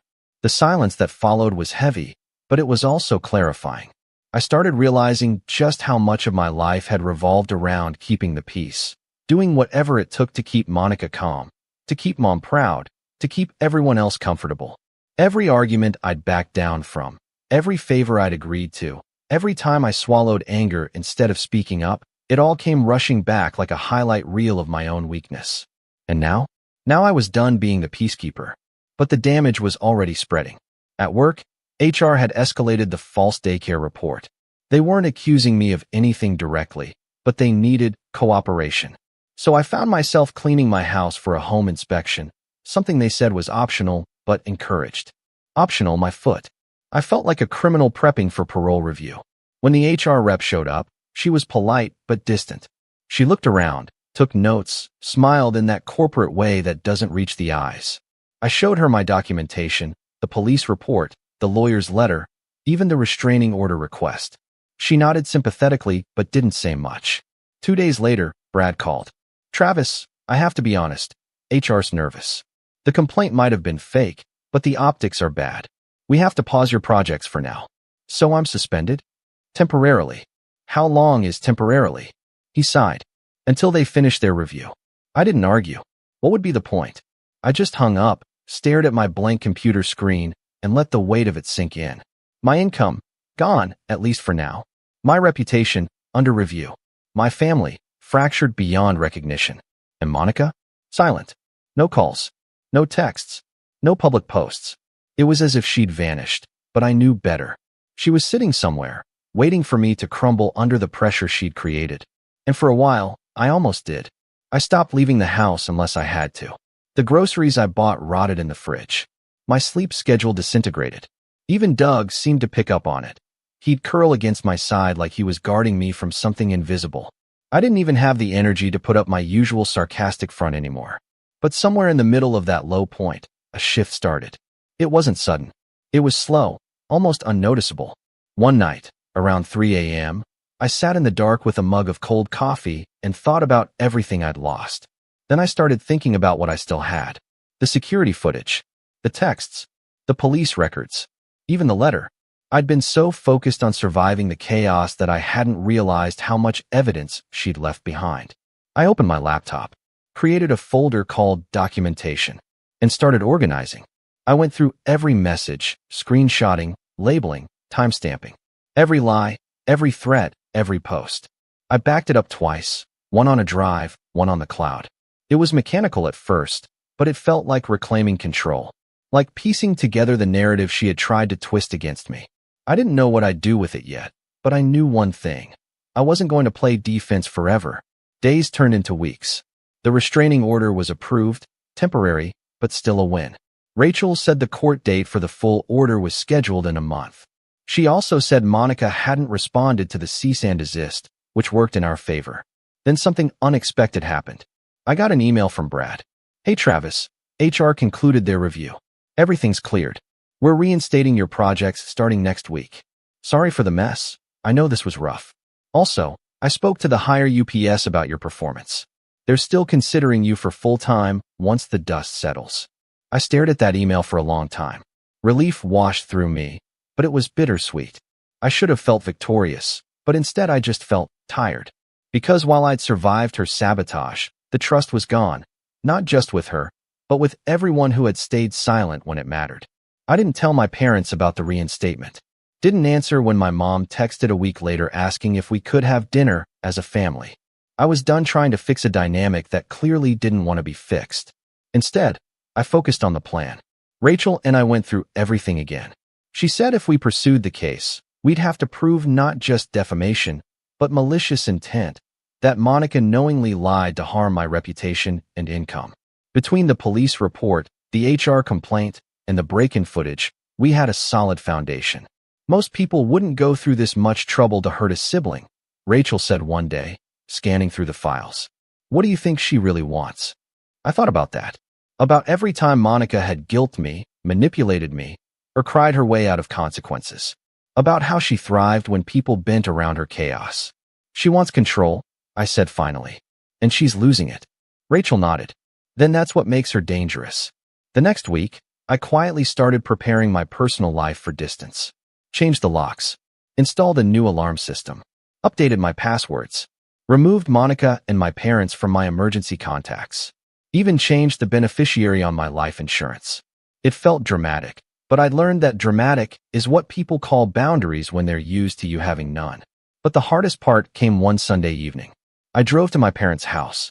They hadn't heard from me in weeks, and I knew if I didn't face them now, they'd just show up uninvited someday.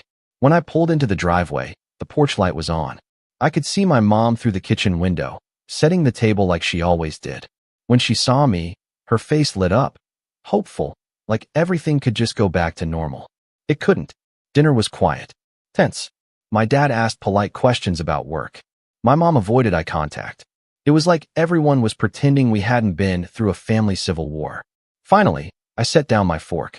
Mom, Dad, I'm moving forward with the case. The words hung in the air. Mom's face crumpled. Travis, please. No. I've made up my mind. She broke into my home. She lied to the police. She tried to ruin my job. I've given her chance after chance. I'm done being the person everyone expects to fix it. My dad's jaw tightened.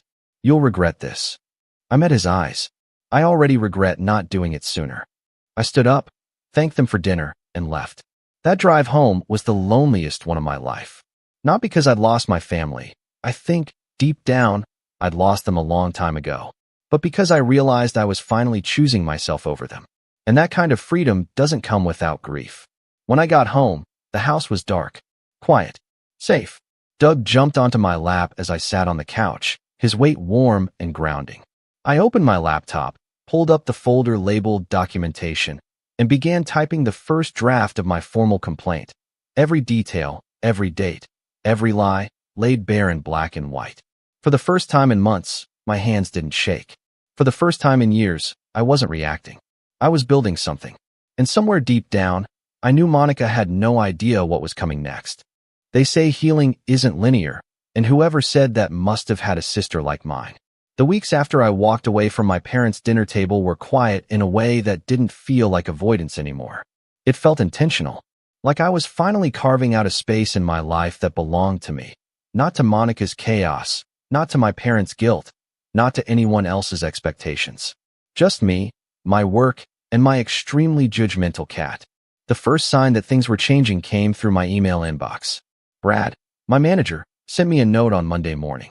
No warning, no formal meeting, just one line. Check your dashboard. Welcome to full-time, bud. I blinked, then blinked again. My heart started racing as I opened our internal portal, and sure enough, there it was. My profile had been updated, full-time employee, health benefits, PTO, bonus eligibility. I didn't even realize I was smiling until Doug leapt off my lap like I'd startled him. I'd been waiting for that moment for over a year. And the fact that it happened not in spite of the drama Monica caused, but almost because of how I responded to it, was something I hadn't fully let myself hope for. I texted Rachel. Job reinstated. Full-time. Thanks for getting me through that mess. She replied within 5 minutes. Told you were stronger than you thought. I celebrated by doing something I hadn't done in months. I bought myself something. Not something practical like a new mouse or some overpriced software plugin. I bought a guitar.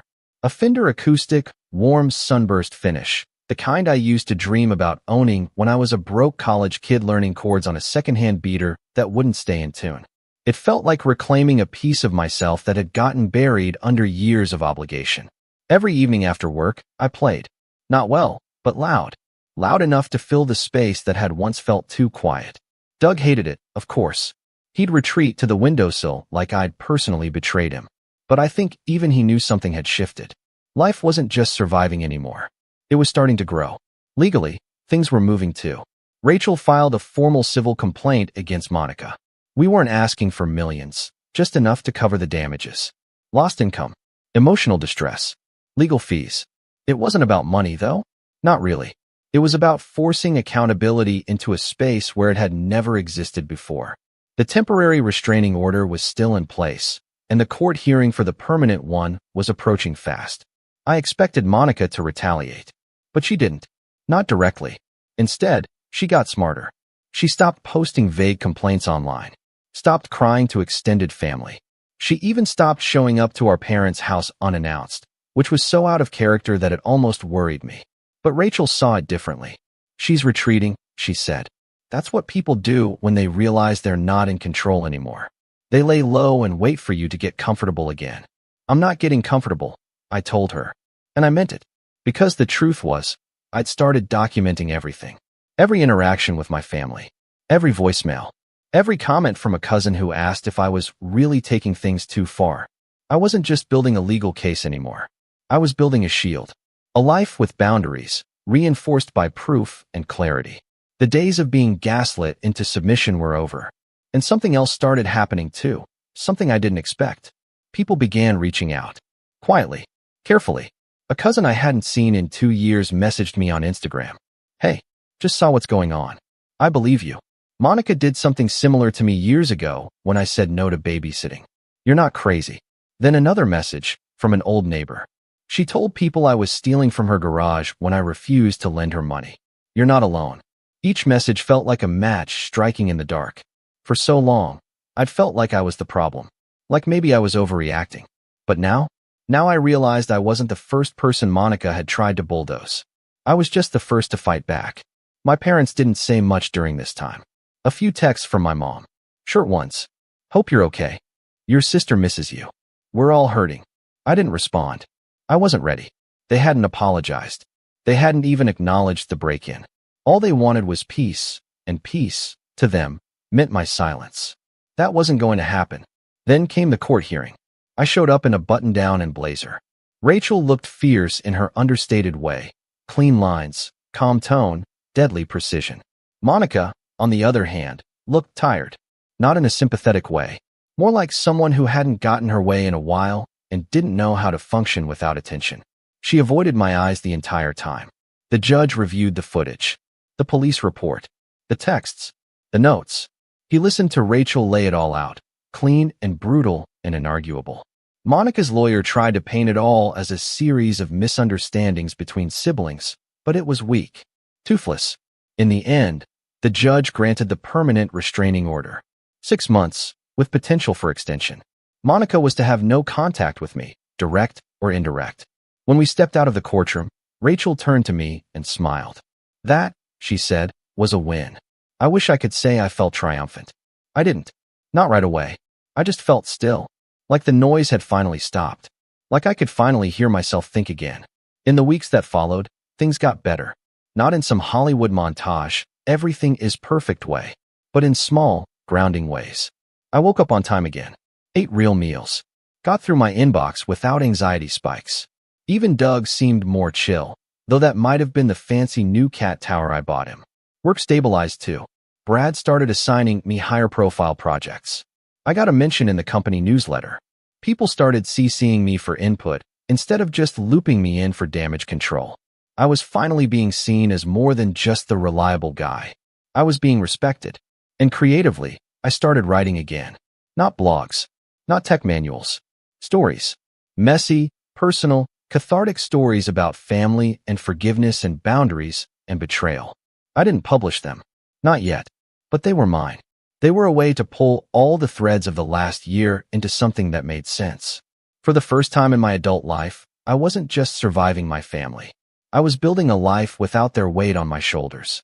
Then, one afternoon, I got a letter in the mail. Handwritten. No return address. My pulse spiked. I opened it carefully, half expecting another veiled threat. But it wasn't from Monica. It was from Lily. Her handwriting was clumsy. Crayon in some places, pencil in others. Hi, Uncle Travis. Mommy said you are busy, but I miss you. I like your house and your cat. I hope you're not mad. I don't know what happened. I love you. From Lily, smiley face. I sat down at the kitchen table and cried. Ugly, shaking, gut-wrenching tears that I hadn't let myself feel since this all started. Because as much as I'd set boundaries, as much as I knew I was right, I hadn't stopped missing those kids. And Lily? She was innocent. A casualty of Monica's mess. A child caught between adults who were too busy proving points to protect her peace.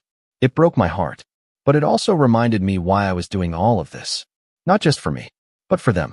So they could grow up in a world where people like Monica didn't get to control everything. Where boundaries were modeled instead of punished. Where saying no didn't make you the villain. I wrote Lily back. Carefully. Lightly. Hi, Lily. I miss you too. I think about you and Mason all the time. I'm not mad at you. I'm proud of you. And Doug says hi, smiley face. I didn't mention Monica. Didn't touch the legal stuff. Just kept it warm. Safe. Kid appropriate. I mailed it the next morning and went back inside, standing in the doorway a little longer than usual. The air felt different. Lighter.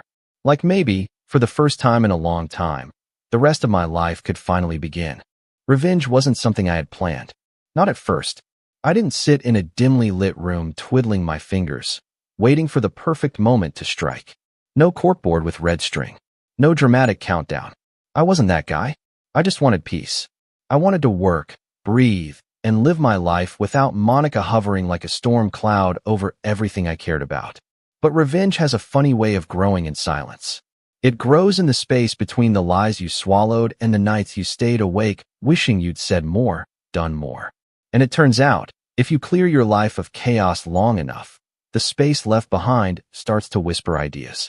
It started with a phone call. Not from Monica. Not from my parents. From a woman named Anna. Someone I barely remembered at first. Travis? You might not remember me. I'm Anna Mathis. We went to high school together. The name clicked after a second. She was a year above me. Debate team. Sharp as a tack. Always had a way of making people listen without raising her voice. Hey, yeah. I remember. Wow. It's been a while. She laughed lightly. Yeah, 15 years. Listen, this is a little out of the blue, but I heard from a mutual friend, your cousin Emma, I think, about the stuff going on with your sister. I wanted to reach out. I stiffened. What exactly did she tell you? Just that you were going through a legal mess with your sister and that there was some drama. But that's not why I'm calling. I work for child welfare now. Specifically, the Family Stability Review Board. My heart skipped. I'm not involved in your case, she added quickly. Conflict of interest and all. But when I heard your name, I remembered something from back when I was working intake 3 years ago. I sat up straighter. There was a complaint filed against Monica Hallbrook. It never went anywhere, lack of follow-through. But it was serious. A neighbor reported hearing yelling, said the kids were being left alone for long periods. I swallowed. I never heard about that. Because she got lucky, Anna said. No one followed up. The neighbor moved. And Monica said it was a misunderstanding. But I pulled the file. It's still archived. I rubbed my temple. Is that something that can be used now? She paused. Off the record? If she ever files anything against you involving the kids, or tries to involve CPS again, that pattern matters. It shows a history. And you have leverage now, Travis. You're stable. You've documented everything. People will listen to you. For a moment, I didn't know what to say. It felt like I'd been digging with my bare hands in the dark for months, and someone had just handed me a flashlight. Thank you, I said finally. Seriously. She hesitated again. There's one more thing. She's trying to enroll the kids in a private preschool across town, one with a strict parent background check policy. I used to consult with them. Just letting you know. If she's lying on her application or using someone else's info, it might catch up to her. I hung up, heart racing, not with fear, but with clarity. It was time to stop reacting. It was time to act. Over the next few days, I started assembling something that Rachel would later call the most quietly devastating case file she'd ever seen. I didn't need to take Monica down publicly. I didn't need to shout from rooftops. What I needed was to make sure every institution she might manipulate, schools, courts, welfare, work, knew who she was.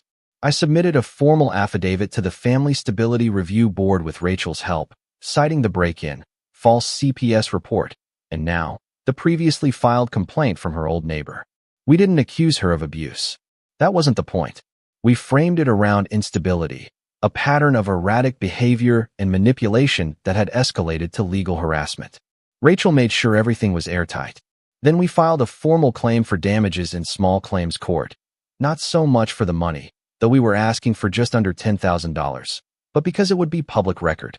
A clean, factual trail of Monica's behavior. Meanwhile, I started talking to a few of the people who'd reached out to me quietly over the months. The ones Monica had manipulated or taken advantage of. I asked them if they'd be willing to submit statements. Not to gang up on her, but to establish a pattern. They agreed. And their stories? Chillingly familiar.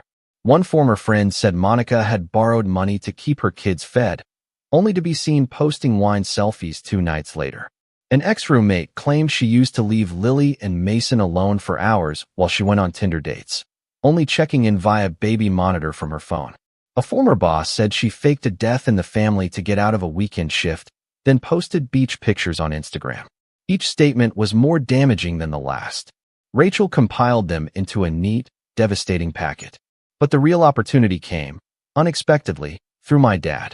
He showed up at my house one day. I didn't let him in. We talked on the porch. He looked older, tired, less angry than the last time we spoke. I'm not here to argue, he said. I wanted to tell you something before it becomes a bigger mess. I raised an eyebrow. Your sister listed you as an emergency contact on her kids' school forms. My blood turned cold. What?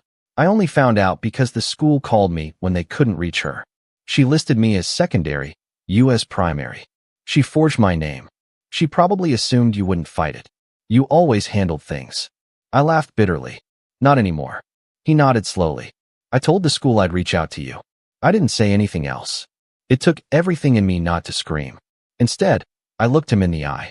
Dad, if you really want to help me, you'll call the school and tell them she lied. Today. He hesitated.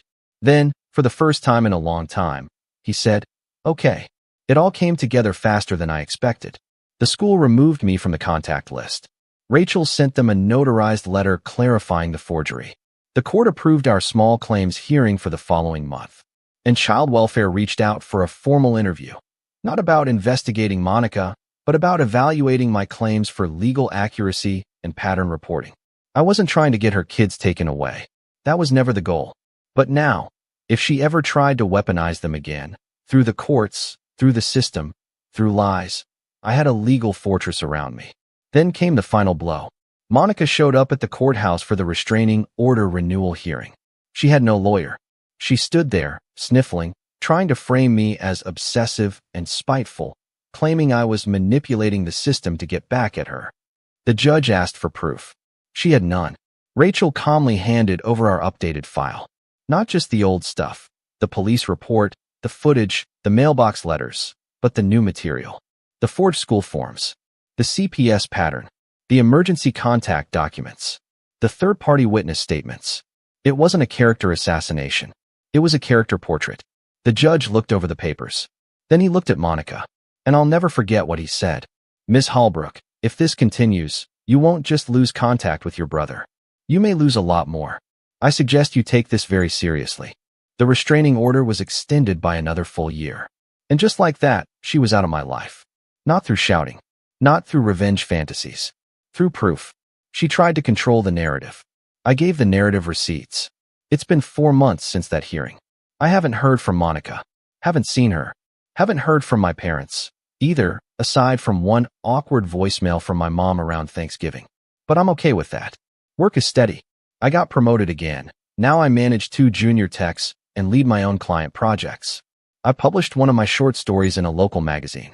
I even joined a community group for adult siblings of narcissists, where I met people whose stories mirrored mine in eerie ways. And Lily? She sent another letter. Hi, Uncle Travis. I started music class. I want to play guitar like you. Mommy says I can't write to you, but I wanted to anyway. Please don't be mad. Love, Lily's smiley face. I kept that letter in my nightstand. Someday, when she's older and asks questions, I'll be ready. But for now, I've finally got my life back. And I don't intend to give it away again. It's strange how something can end without fireworks. No explosions. No slammed doors. Just silence. After everything Monica put me through, the false accusations, the forged forms, the break-in, I thought the ending would feel dramatic. Triumphant. But when it finally came, it wasn't loud at all. It was a Tuesday. Overcast. Quiet. I was making lunch when Rachel called. Thought you'd want to know, she said. Monica didn't show up to contest the small claims hearing. I blinked. Wait, what?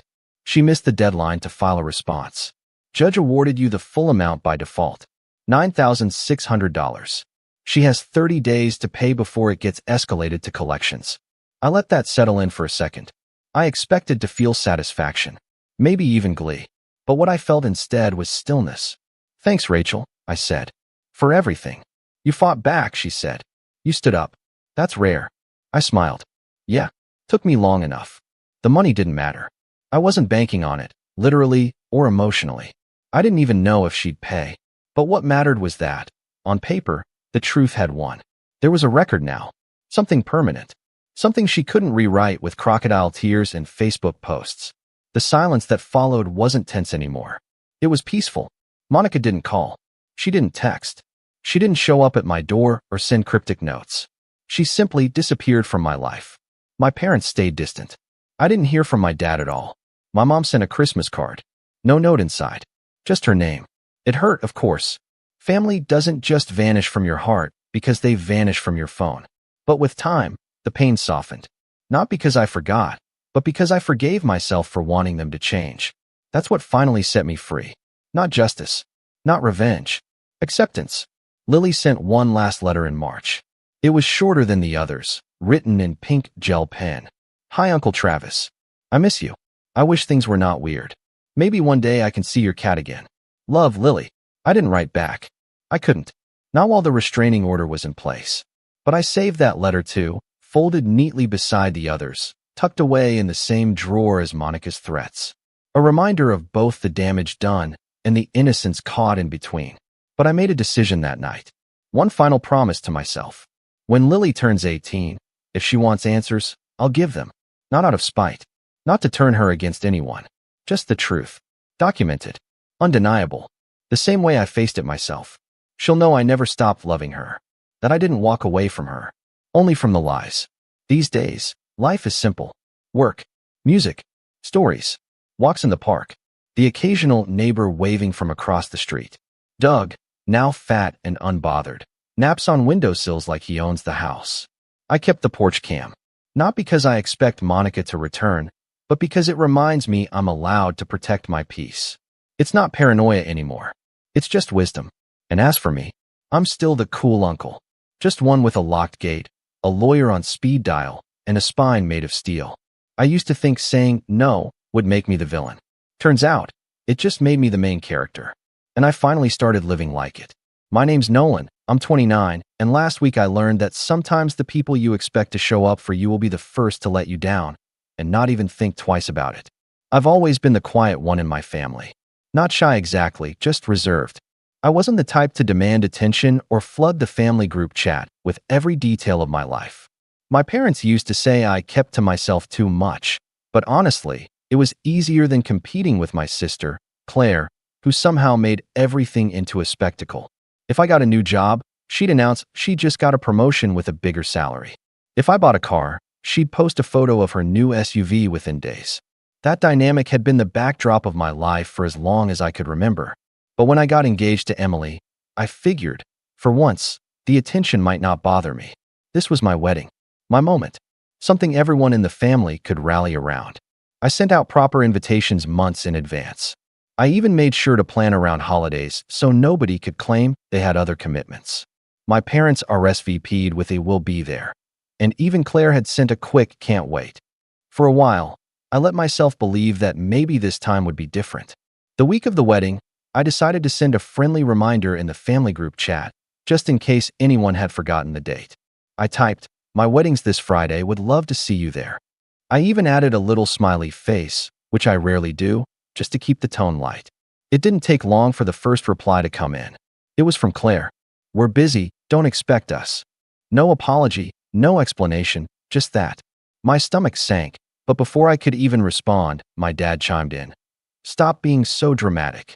I stared at the screen for a full minute, wondering if I'd read it wrong. Dramatic? I hadn't even said anything yet. I could feel Emily looking over my shoulder, reading the messages, her hand resting lightly on my arm. I just typed back, "Okay." Nothing else. No questions, no begging, no guilt tripping. Just okay. Then I put my phone down. That silence from me must have been the loudest thing they'd ever heard. I didn't call to follow up, didn't ask why they weren't coming. I didn't tell them about the hotel rooms I'd already reserved for them, or how much Emily had been looking forward to finally having our families together in one place. I didn't tell them about the money I'd spent, the hours planning, or the way I'd pictured my dad walking into the ceremony with that proud look I'd only ever imagined. Instead, I just let them believe whatever they wanted to believe about me being dramatic. But that evening, while I sat on the couch with Emily, my phone started buzzing again. Not with apologies, no, those didn't come. Instead, Claire posted in our family group chat about how she and her husband were finally having a weekend to themselves, and shared a photo of them clinking glasses at some rooftop bar. My parents reacted to her post with little thumbs up emojis, like they were all in on it. I didn't reply. I didn't need to. Because even then, I knew something they didn't, something they were going to find out very soon. And when they did, it wouldn't be me sending any messages. It would be the world showing them exactly what they'd missed. The days leading up to the wedding felt strangely calm on my end, but only because I decided not to chase anyone for attendance. I thought maybe, just maybe, someone in my family would realize how out of line their response had been and reach out. They didn't. Instead, the group chat became a highlight reel of Claire's life. She sent photos of the amazing dinner she and her husband had at some steakhouse on Wednesday, then a video of their new puppy playing in the park. My mom commented under it, "He's the cutest thing ever," and my dad added, "You two deserve this break. You've been working so hard." I read those words over and over, feeling that familiar burn in my chest. Working so hard. Claire had been unemployed for months last year, bouncing between projects that never went anywhere. But somehow in my parents' eyes, she was this overworked, saintly figure who needed to be protected from any inconvenience, including showing up for her only brother's wedding. Meanwhile, I'd been working full-time, saving for years, and building a life from scratch without ever asking them for a dime. Yet I was the one dismissed as dramatic for inviting them. Thursday afternoon, less than 24 hours before the ceremony, my mom finally texted me directly. For a moment, I thought maybe she was going to say they'd changed their minds. But when I opened the message, it read, "We know you're upset, but you can't expect everyone to drop their plans for you. Claire already had this weekend booked. Be happy for her." I stared at the words, feeling my jaw tighten. It wasn't just that they weren't coming. It was the way they were trying to make me feel guilty for even wanting them there. I didn't answer. I didn't tell her that Emily's parents had rearranged their entire schedules, flying in 2 days early to help with last-minute preparations. I didn't mention that my best friend from college was driving 8 hours through the night just to make it on time. I didn't point out that all my coworkers had RSVP'd months ago without hesitation. No, I just let her think she'd made her point. That evening, while Emily was at her final dress fitting, I got another notification from the group chat. Claire had posted a selfie of her and her husband at a spa, with cucumber slices over their eyes and champagne in hand. The caption read, "Finally, a weekend with no stress." My dad commented, "Enjoy every second, you deserve it." My mom added, "This is what life's about." That one cut deeper than I expected. My wedding, the day Emily and I had been planning for over a year, wasn't even considered what life's about in their eyes. No, apparently that title belonged to a spa weekend for my sister. And then, just when I thought they couldn't be more obvious about their favoritism, my mom posted a throwback photo of Claire's wedding from 3 years ago in the chat, writing, "Still the best day ever. Love this memory." Everyone in the family reacted with hearts and smiley faces. No mention of the wedding that was literally happening the next day. No "we'll miss you" or "good luck" to me. Just a shrine to Claire's best day ever. I sat there, the screen glowing in my hands, realizing something I hadn't wanted to admit before. This wasn't just about them not coming to my wedding. This was about years of them making it crystal clear who the favorite was and who would always be the afterthought. What they didn't know was that I had stopped playing that game a long time ago. And tomorrow, without them even realizing it yet, the scoreboard was about to change forever. Friday morning, the day of the wedding, started off bright and warm, the kind of weather you hope for but never dare to count on. Emily was already getting her hair done with her bridesmaids, and I was in the hotel suite with my groomsmen, trying to keep the nerves at bay.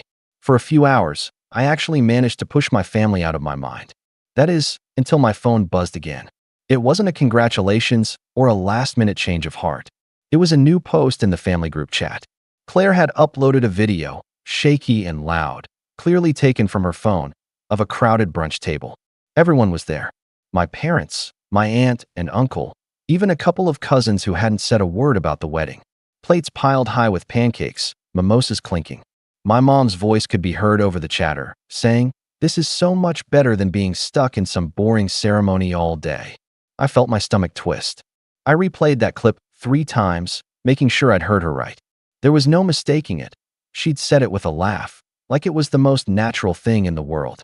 My dad chimed in from across the table in the background. "We picked the right place to be, that's for sure."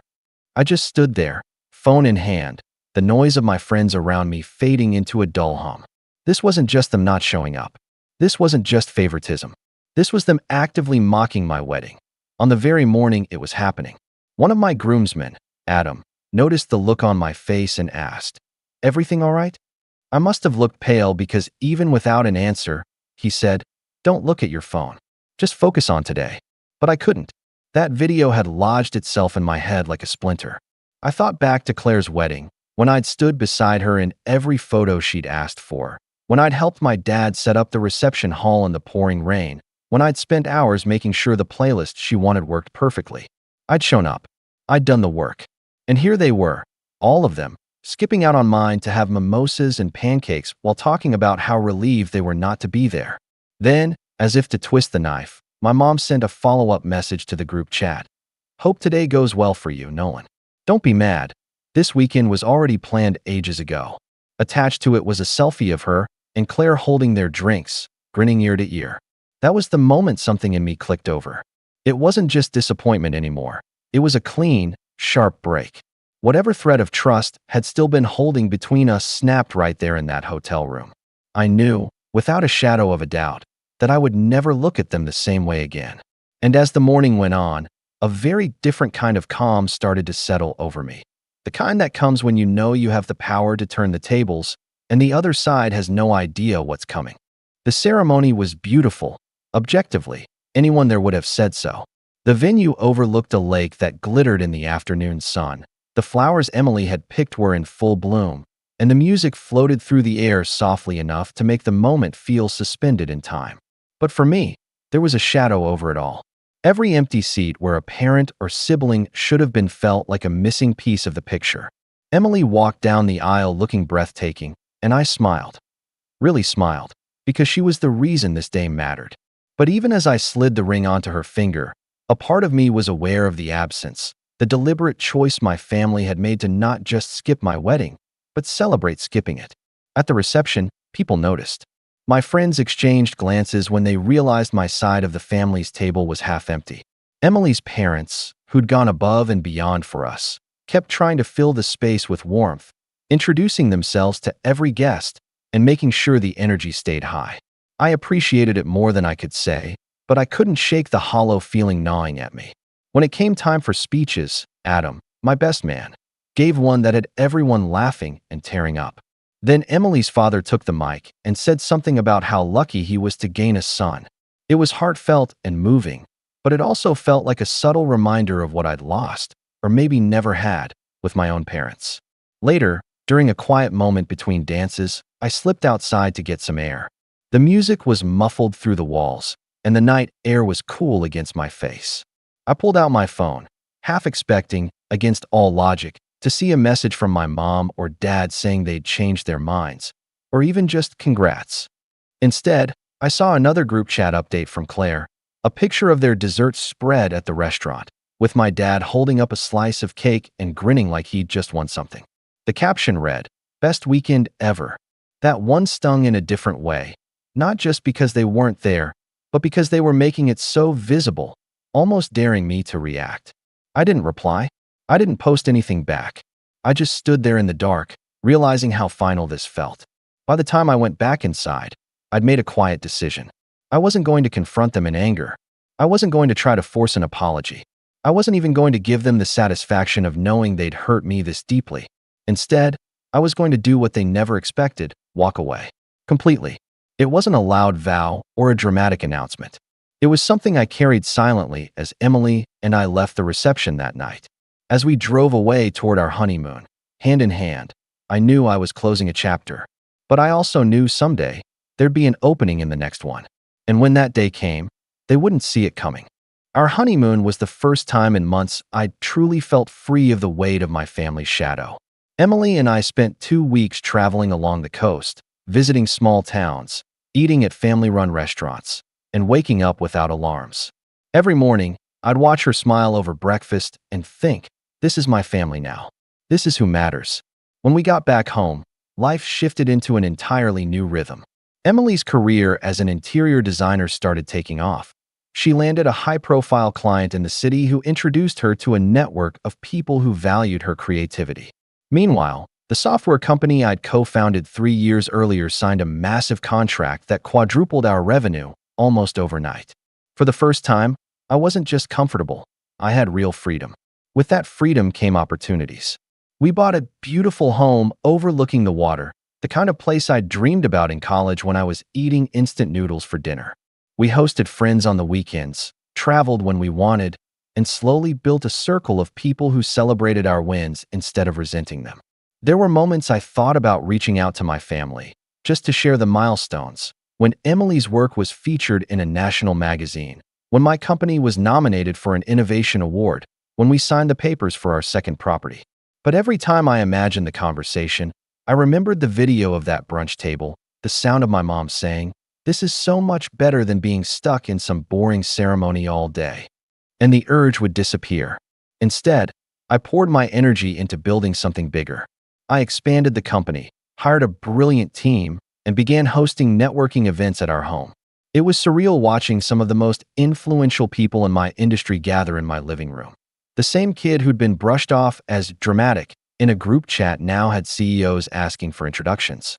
Emily thrived too.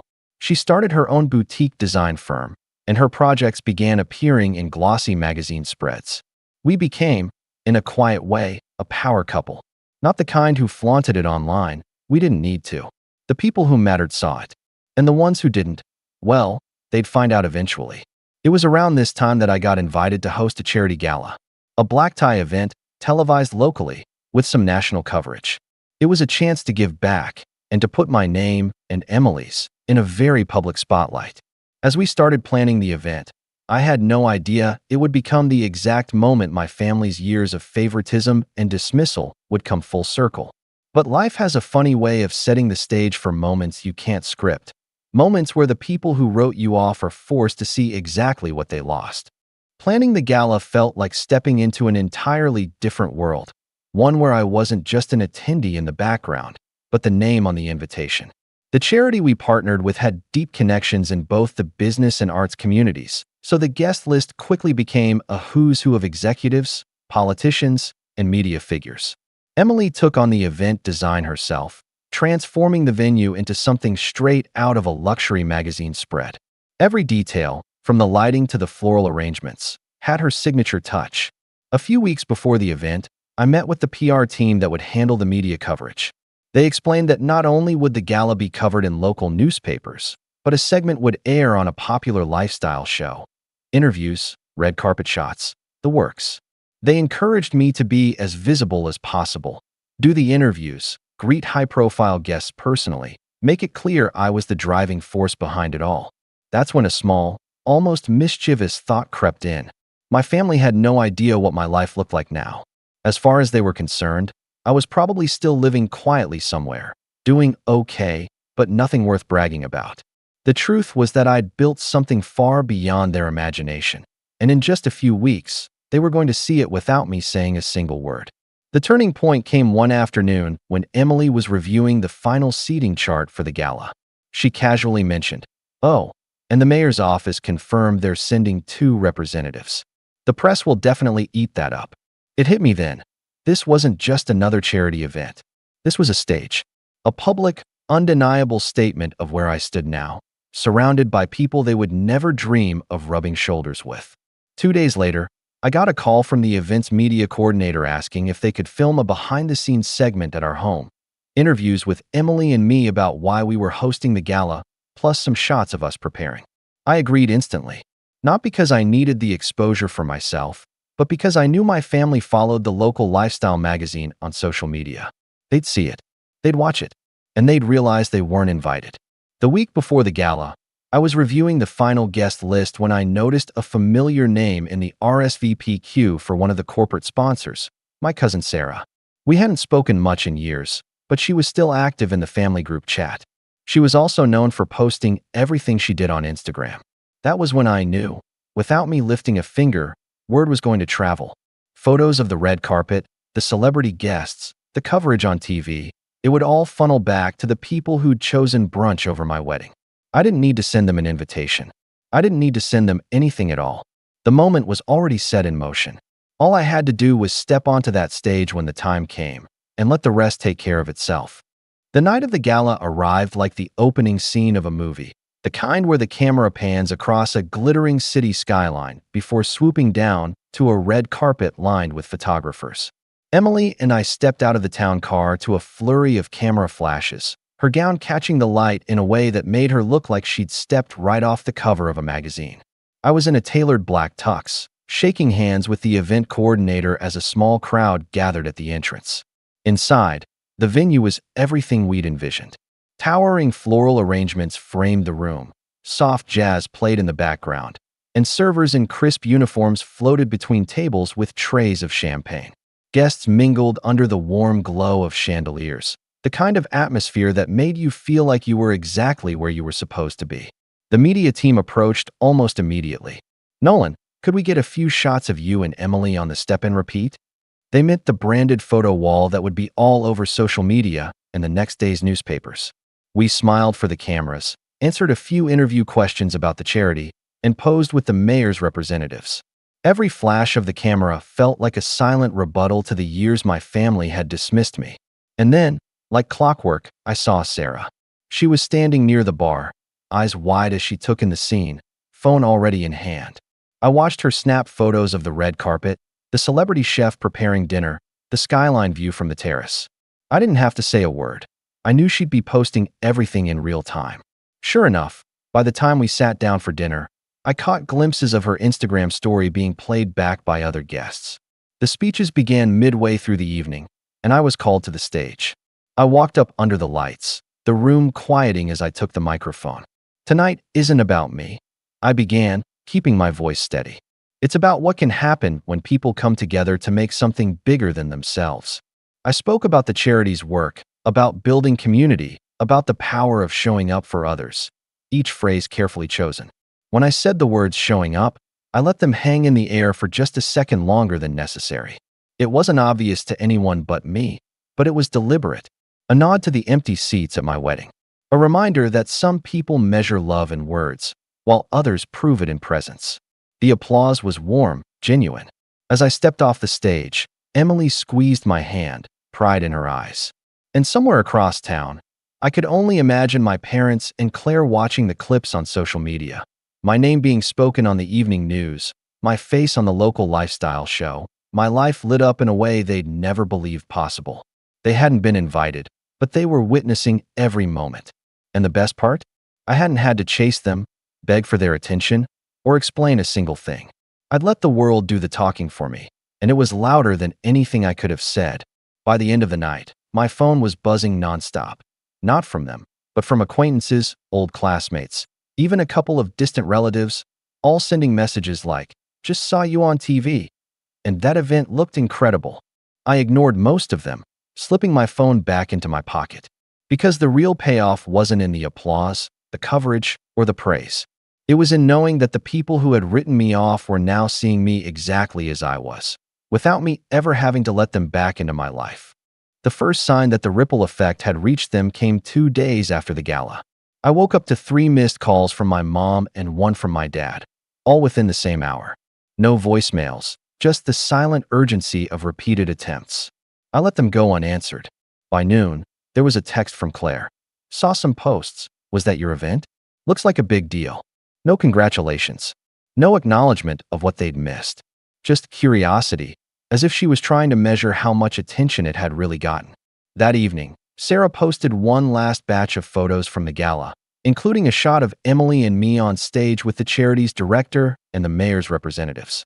It was professional, polished, the kind of image that makes it into a magazine spread.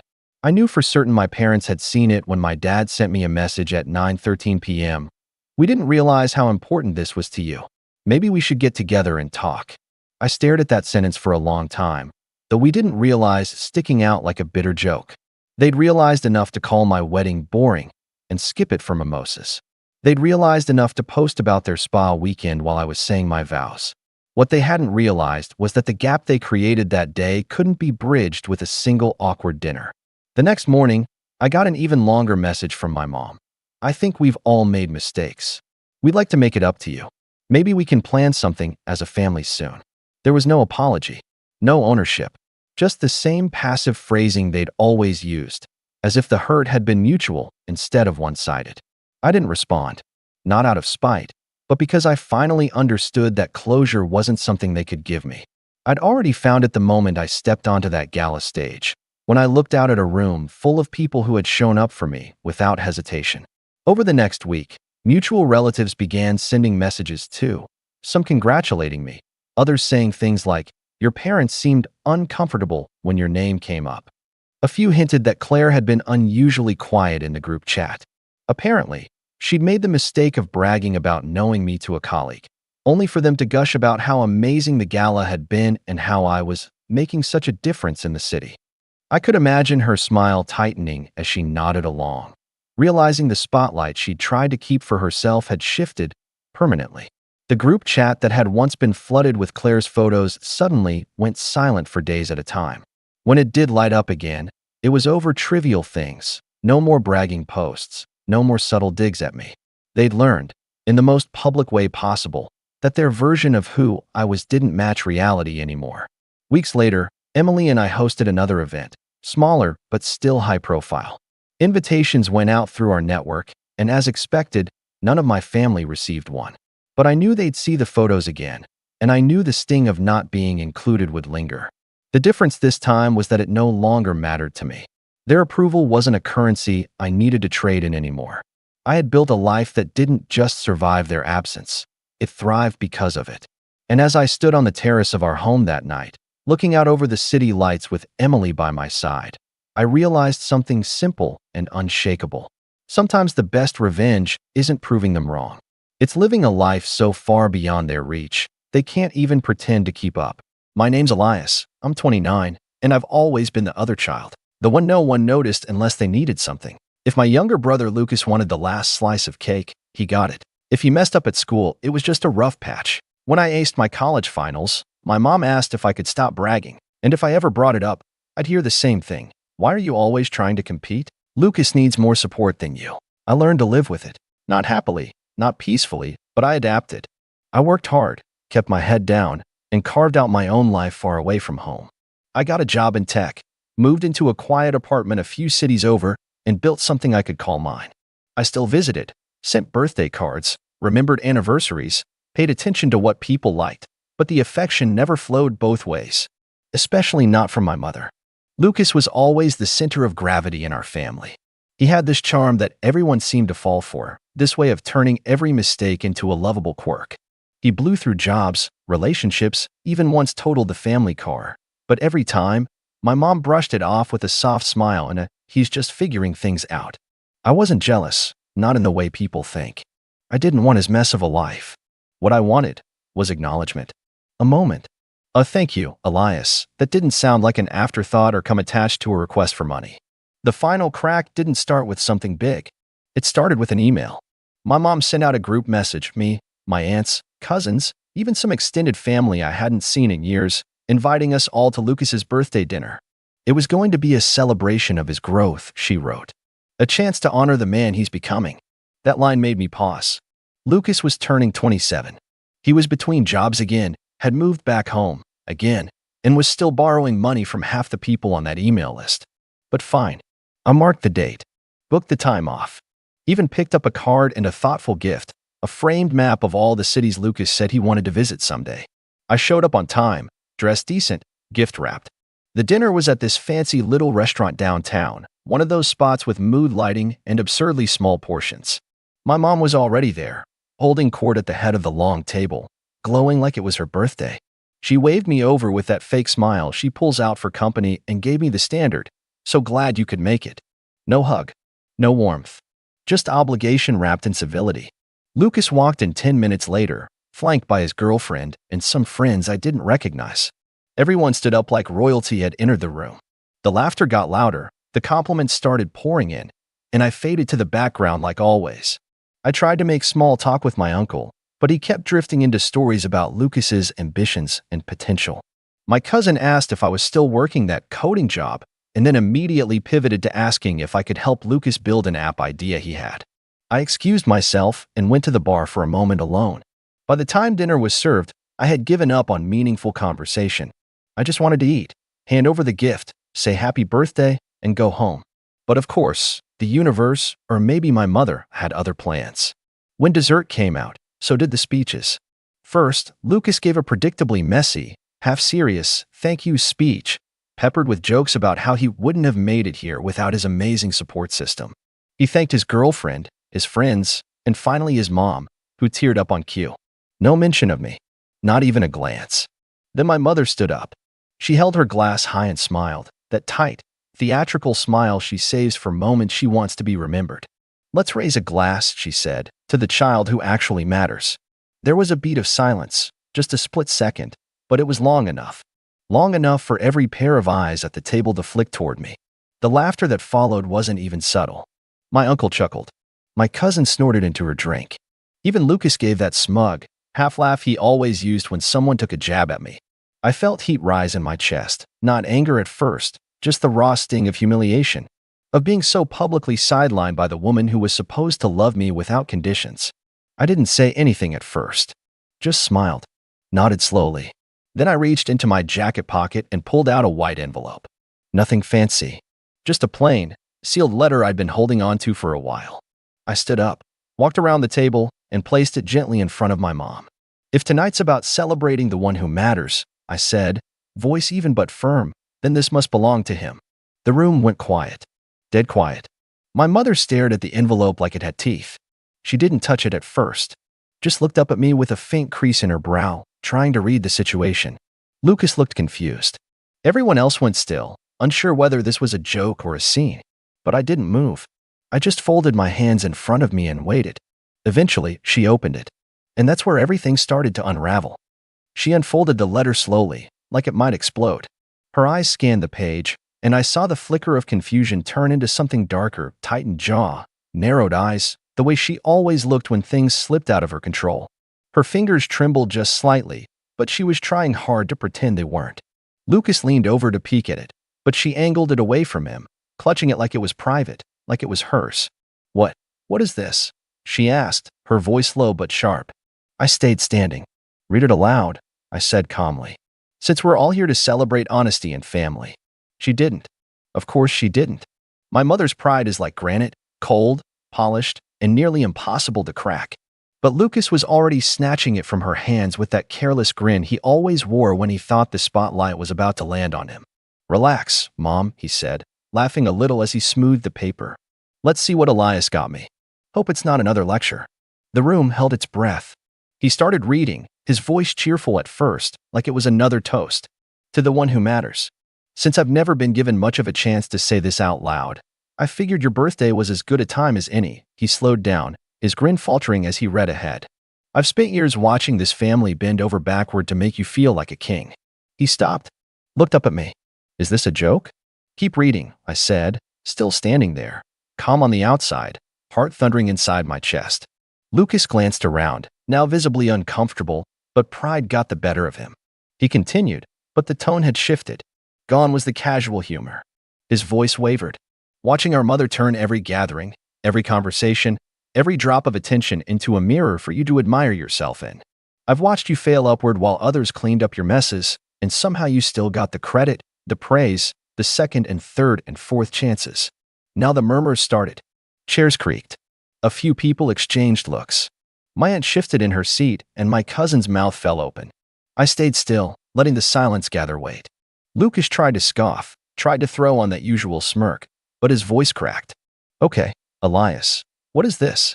"That," I said, pointing at the letter, "is my gift to you. And to Mom. And to everyone here who's been part of the lie we've all been telling for years." My mother finally found her voice. "You think this is appropriate? You think humiliating your brother on his birthday is something to be proud of?" My jaw tightened, but I didn't raise my voice. "You humiliated me the moment you raised that glass and said what you said." And everyone here laughed, like I wasn't sitting at the same table. Lucas tossed the letter onto the table like it was garbage. "This is pathetic. Seriously, man, you waited until my birthday to pull this stunt? Grow up." I laughed once, bitterly. "You still don't get it. You never will." There was more in that envelope, of course. That letter was just the beginning. What no one at that table knew, not yet, was that I had spent the last 6 months quietly untangling myself from this family's dysfunction, cutting the cords they didn't even know they had wrapped around me. No more emergency money transfers for Lucas. No more helping my mom file taxes she never thanked me for. No more being the backup plan. And I had something else in that envelope too. Something official. Something legally binding. But that part, I hadn't told anyone yet, not even my closest friend, because I wanted to do it right. I wanted them to see, to feel the shift when the ground started to move under their feet. Tonight was just the prelude, the first strike, and I wanted every word to land. Still standing, I reached into my jacket again and placed a second, smaller envelope on the table, this time directly in front of Lucas. "What now?" he said, arms crossed, his voice rising. "Another speech? You want applause or something?" I looked at him. Really looked at him. And for the first time in a long time, I didn't feel small next to him. I didn't feel like the second choice or the shadow. "No," I said quietly. "Just accountability. That's when Lucas opened the second envelope. And everything stopped. He blinked at the contents. Read the words. Read them again. Then looked up at me, face pale. My mother snatched it from him and scanned the page. Her mouth opened, but no sound came out. The second envelope wasn't long.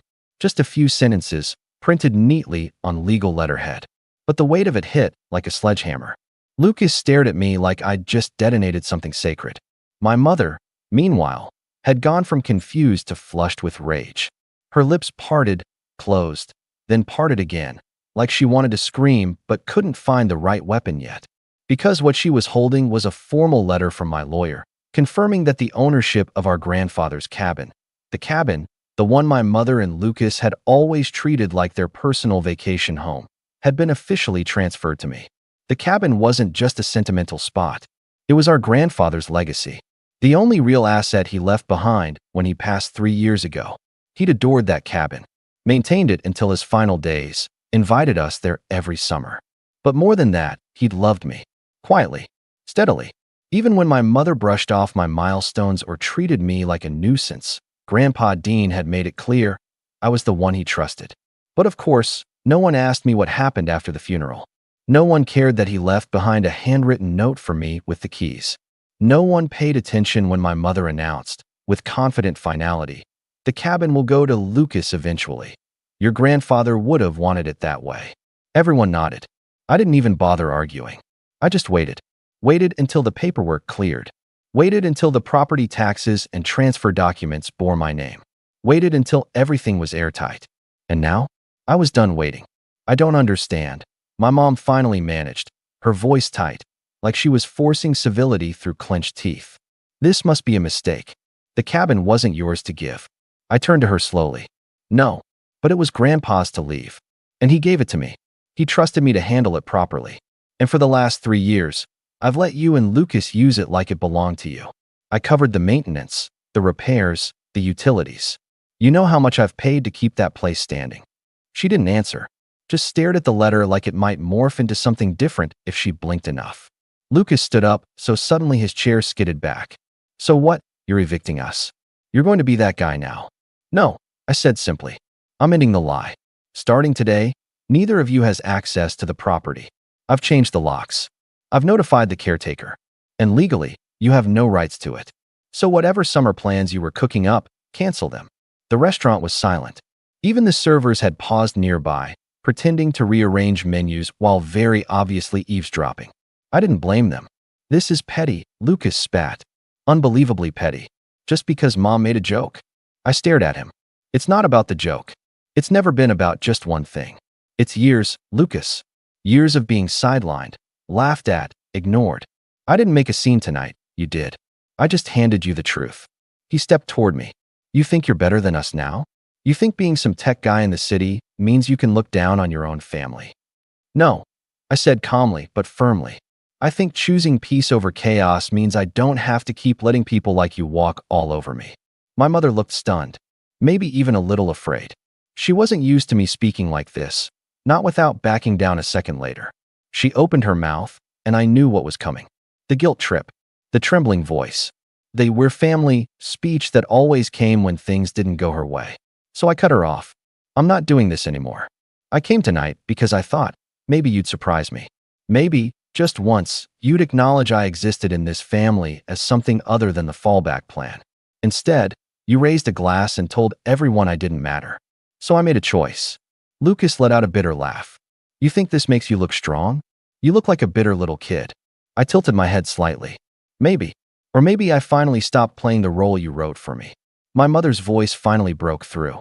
Quiet. Controlled. We'll talk about this at home. Privately. There's nothing left to talk about, I said. The cabin is mine. The boundaries are set. You're not entitled to my silence anymore. I picked up my coat, tucked my chair in. The letter sat in the center of the table like a dropped match on a dry field.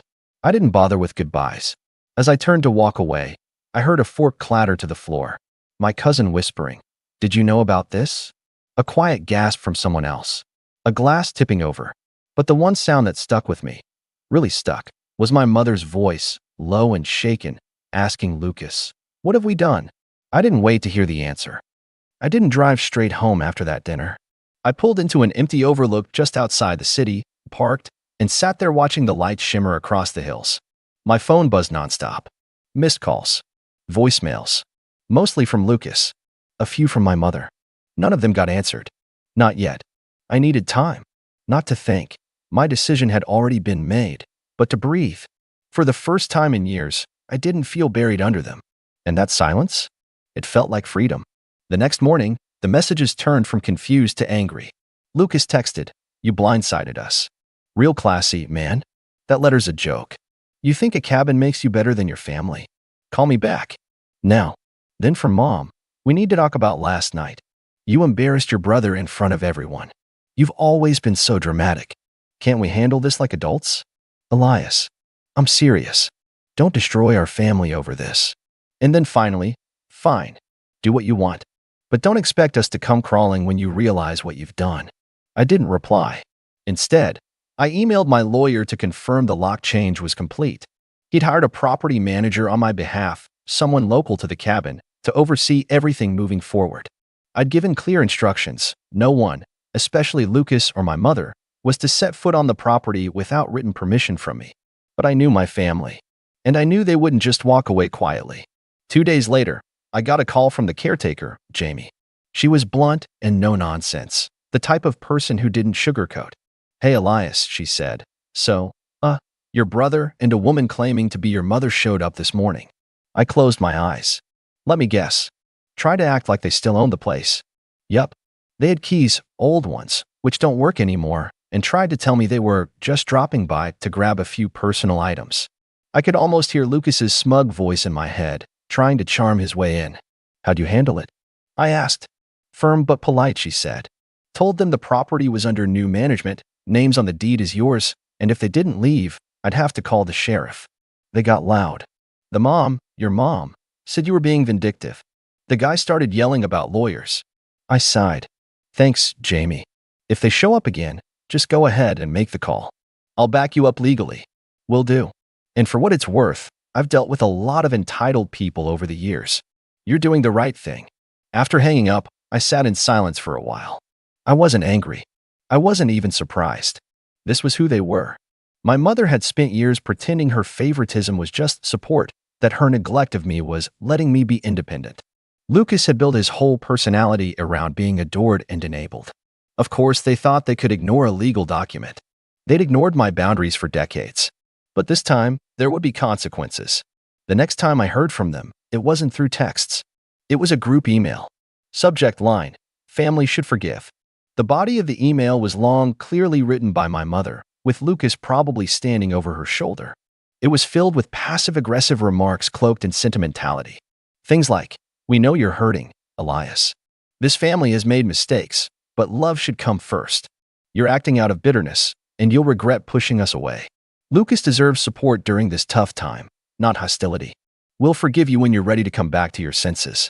That last line was the breaking point. They'd forgive me? I didn't reply. Instead, I sent them a copy of the final estate documents, this time with highlighted sections showing that not only was I the sole legal owner of the cabin, but that I had also formally cut off financial support, something I'd never announced out loud before. Yes, for years, I had quietly sent money, covered shortfalls, paid surprise bills when Lucas bounced checks or when Mom's utilities were overdue. No more. I had formally separated myself from their finances. My lawyer helped me file the necessary documents to ensure I could never be held liable for any debts they might attempt to push my way in the future. I closed the shared emergency account, changed my phone number, locked down my social media. I went nuclear, but carefully, legally, and permanently. And then I waited. They went quiet. No more messages. No more calls. For 3 weeks, I didn't hear a word. It was eerie, but also peaceful. Until I got a voicemail from my cousin Mel, one of the few family members I still somewhat trusted. "Hey, Elias. I wasn't sure whether to reach out, but things are kind of blowing up. Your mom's trying to guilt the whole family into cutting you off. She told everyone you stole the cabin. That grandpa left it to both of you, which I know is a lie. Lucas is apparently crashing at a friend's place now because your mom's house isn't big enough, and he's blaming you for ruining his summer. It's bad. Just thought you should know. And for the record, I'm on your side." I thanked her. That message was the final nail. The last scrap of guilt I had left? Gone. They had always expected me to be the safety net, the quiet son, the fixer. But the truth is, there's only so long you can keep setting yourself on fire to keep other people warm before you turn to ash. And I was done burning.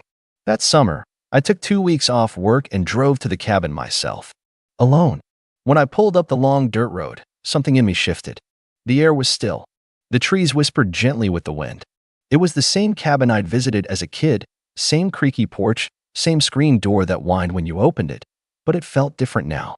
Not like a family home. Not like something borrowed or temporarily loaned to me. It felt earned. I stepped inside and lit a fire. Sat on the couch with a book. Drank coffee on the deck the next morning while deer wandered past the clearing. And I didn't think about my mother once. Not out of spite.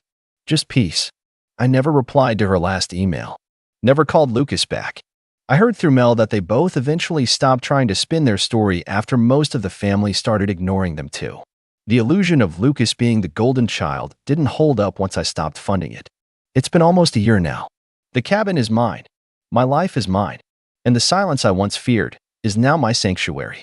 Some people say family is everything. But I've learned that family isn't who shares your blood. It's who shows up for you when you need them. Who sees you. Who chooses you. And for once in my life, I chose me. My name's Daniel, I'm 29, and for most of my life, I've been the one holding things together while being blamed for everything that goes wrong. I know that sounds dramatic, but I swear I'm not exaggerating. I'm the eldest of 3, my younger sister Vanessa is 25, and our brother Corey is 21. My mom, Lorraine, is complicated. That's the nicest word I can come up with. She has this way of twisting every situation to make herself the victim, even when she's the one setting fire to the room. My dad left when I was in high school. He said he couldn't take it anymore, packed a bag, and walked out one evening without saying goodbye. At the time, I was furious with him. I thought he was selfish. I thought he didn't care about us. But the older I got, the more I started to understand why he left, and maybe even why he didn't look back. Since then, I felt like I had to be the glue. I worked through college while holding down part-time jobs. And when Vanessa had her breakdown in her second year, I was the one who drove 3 hours to pick her up.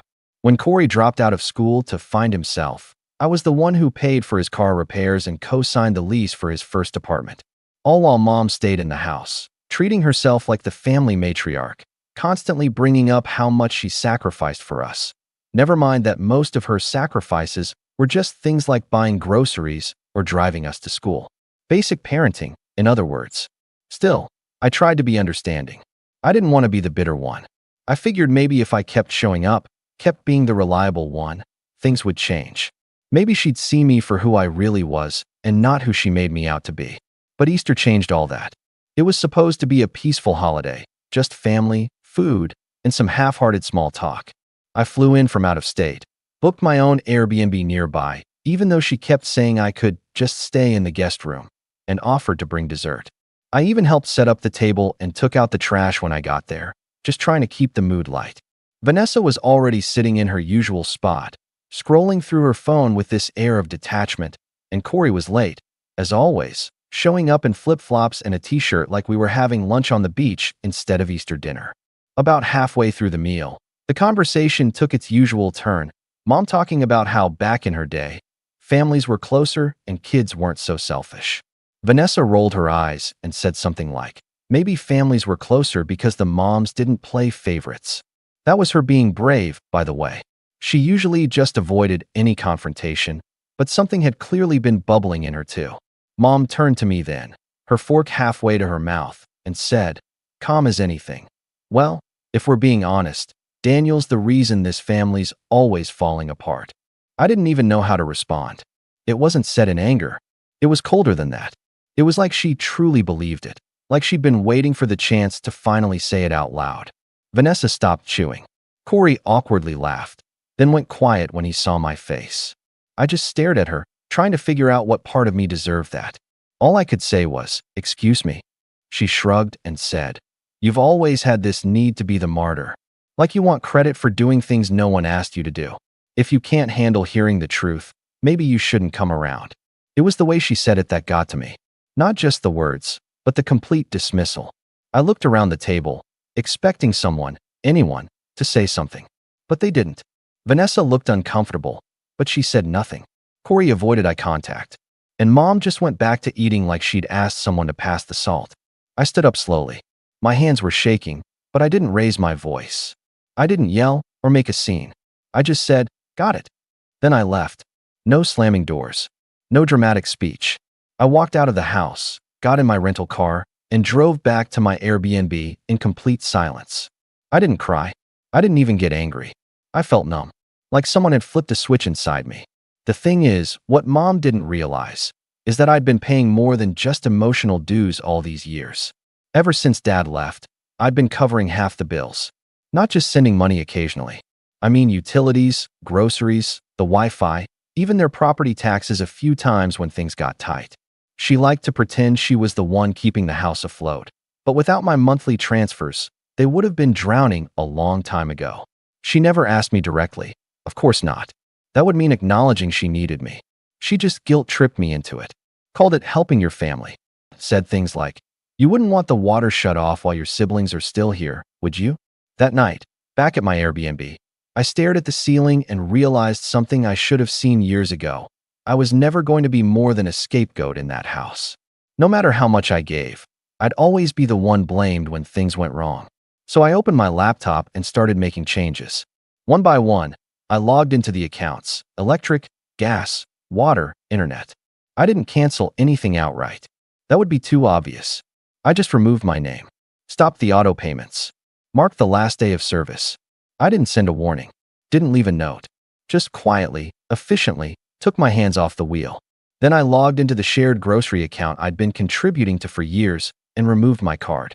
I emailed the bank to remove myself as a co-signer on Corey's car loan. I'd paid off most of it already, and the remainder was small enough that they could figure it out without me. I even contacted the accountant who'd been helping me manage my family support expenses and told him that line item was now closed. Permanently. I didn't block anyone. I didn't announce anything. I just waited. A week passed. Nothing. Then two. And then came the call. It was a Saturday morning, and I was halfway through making breakfast when my phone buzzed with her name. I let it ring. It buzzed again. Then came the text. "Why is the Wi-Fi not working? Can't even watch TV. Also, water's off. Something wrong with the power too? Call me." I ignored it. An hour later, the phone rang again. This time, I answered. Her voice came through in full panic mode. "Daniel, everything's shut off. What did you do? I'm asking you as your mother. Why is nothing working? We've got no lights, no water, no internet. Corey's freaking out. What is going on?" I stirred my eggs slowly, calm as can be, and just said, "Guess the family disgrace took the utilities with them." Then I ended the call. And that's when everything really started to unravel. The silence after I ended that call was deafening, but it felt right. I sat there in my tiny kitchen, eating eggs and toast like it was just another Saturday, while I imagined the chaos erupting back at the house. I pictured Mom pacing in her slippers, ranting about disrespect and betrayal, all while her phone buzzed with notifications from unpaid bills and warning emails from service providers. It wasn't even revenge, not really. It was just release. For the first time in years, I had stopped playing the role she wrote for me. About an hour later, Vanessa texted. All it said was, "Did you shut off the power?" I didn't answer. Not because I was angry with her. I wasn't. I felt sorry for her, actually. She'd spent years being overlooked and underestimated, but unlike me, she chose silence as survival. I couldn't fault her for that. But I also couldn't pretend she wasn't complicit, sitting there during Easter while Mom sliced me open in front of everyone. Then came Corey. Now his text was a masterpiece of passive-aggressive guilt-tripping. Real mature. Bro, just shut everything down and leave us hanging? Grow up. No punctuation. No acknowledgement of anything that led up to this. Just entitlement, wrapped in the tone of a kid who never had to clean up after himself. I read it twice, then deleted it. By Sunday morning, the missed calls had tripled. Mom, Corey, even Aunt Denise, who hadn't spoken to me in months, left me voicemails asking what was going on. Aunt Denise's message was especially rich. "Sweetheart, your mother is devastated. She said you lashed out and abandoned them. That's not like you. Can't you just talk this through like adults?" The way she said "lashed out" made it sound like I'd thrown a chair or screamed obscenities, when in reality, I had just left. That's when I realized something else. They weren't panicking because they lost power. They were panicking because they lost control. I was their failsafe, their invisible insurance policy, the steady paycheck with no voice, the ATM that came with a side of tech support and free therapy. Not anymore. Monday morning, I got a message from my mom that actually made me pause for a second. It said, "I don't know who you think you are.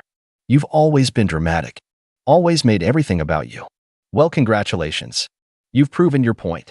Now turn everything back on or I'll go to your boss and tell them what kind of person you really are." I blinked. There it was. The full reveal. The mask off. Not a trace of remorse, just manipulation, threats, and the ever-present assumption that I owed her something. That she had leverage. I almost laughed. She didn't know my boss. Didn't know where I worked anymore, actually. I'd changed jobs over a year ago. But the fact that she thought that was her trump card? That told me everything I needed to know. I replied with just 3 words. Don't bother trying. No punctuation. Just like Corey. I blocked her number after that. Not out of spite, but out of necessity. I needed space. Real space. I wasn't going to let her barge back into my life like nothing had happened just because the house got a little dark. A week passed. Then 2. By the 3rd week, Vanessa messaged again. This time, it wasn't a question. It was a photo. It showed the front porch of the house, our old childhood home, but it was different. Trash bags piled up near the front steps.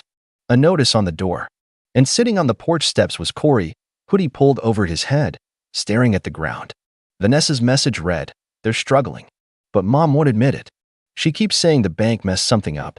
I didn't answer that one either. Because while they were struggling, I was starting to feel peaceful.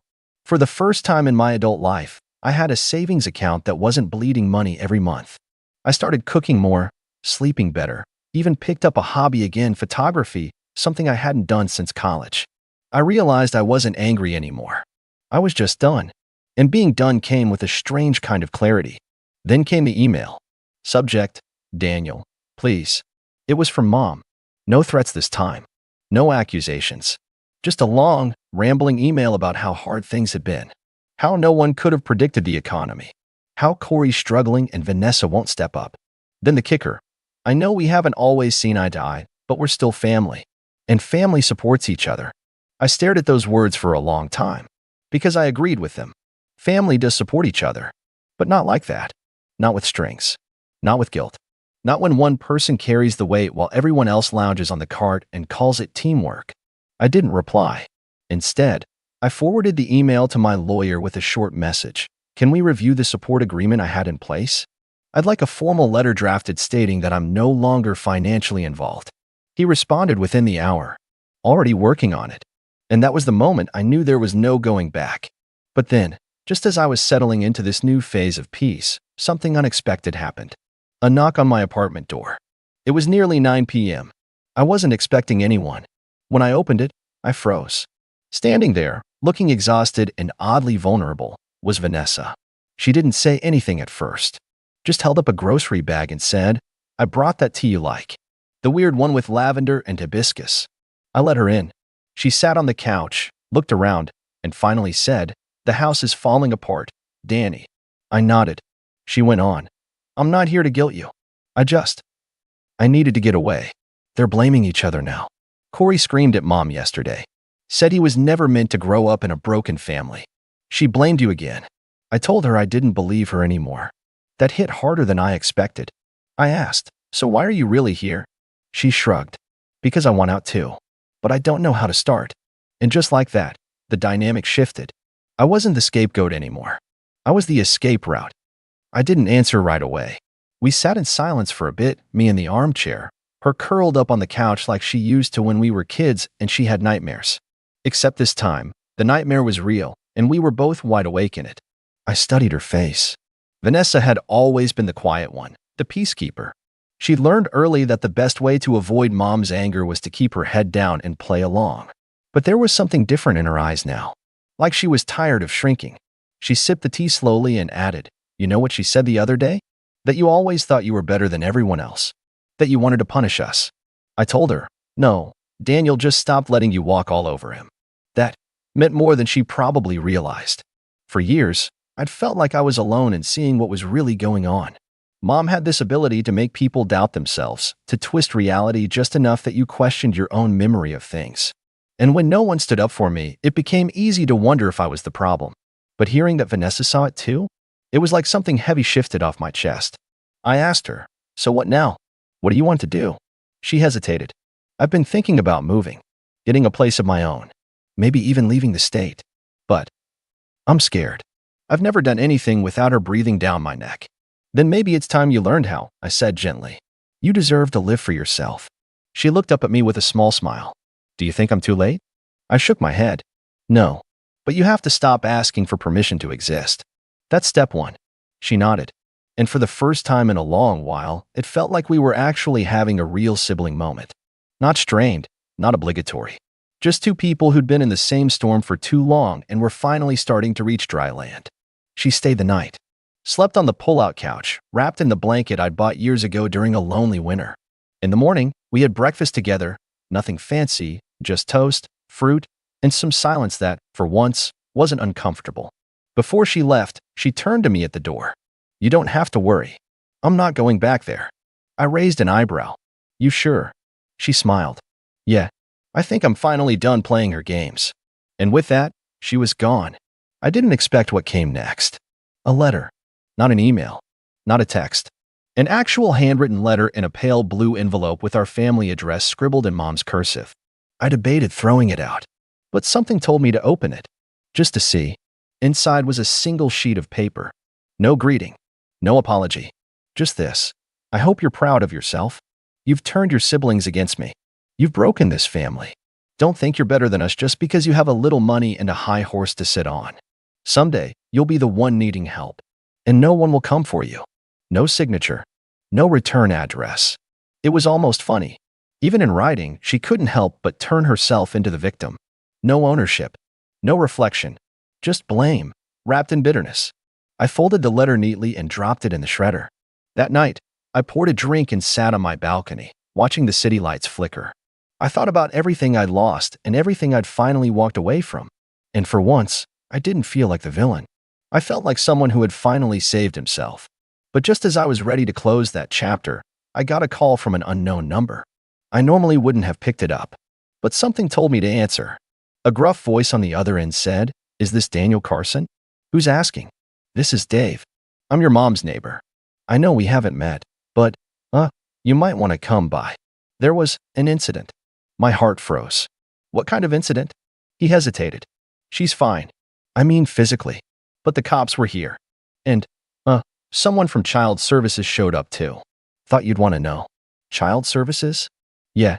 Your mom's been letting a woman and her 2 kids stay at the house. No utilities. No heat. No clean water. Someone made an anonymous report." I leaned back, stunned. Mom had always had a flair for dramatics, but this? Letting strangers live in squalor in our childhood home? "Thanks for the call," I said, numbly. "I'll figure it out." As soon as I hung up, the pieces started clicking together in my head. She wasn't just spiraling, she was dragging others into the pit with her. And if the state got involved, that meant paperwork, records, investigations. I suddenly realized something bigger was at play. Mom wasn't just bitter. She was desperate. And desperate people? They're dangerous. I opened my laptop, heart pounding, and started drafting an affidavit for my lawyer, documenting everything I had done financially for her over the years. Every payment, every cosign, every saved email or bank receipt. I knew I needed to protect myself, because if she decided to go down in flames, she'd try to take someone with her. And I wasn't about to let it be me. I spent the next 2 days gathering everything.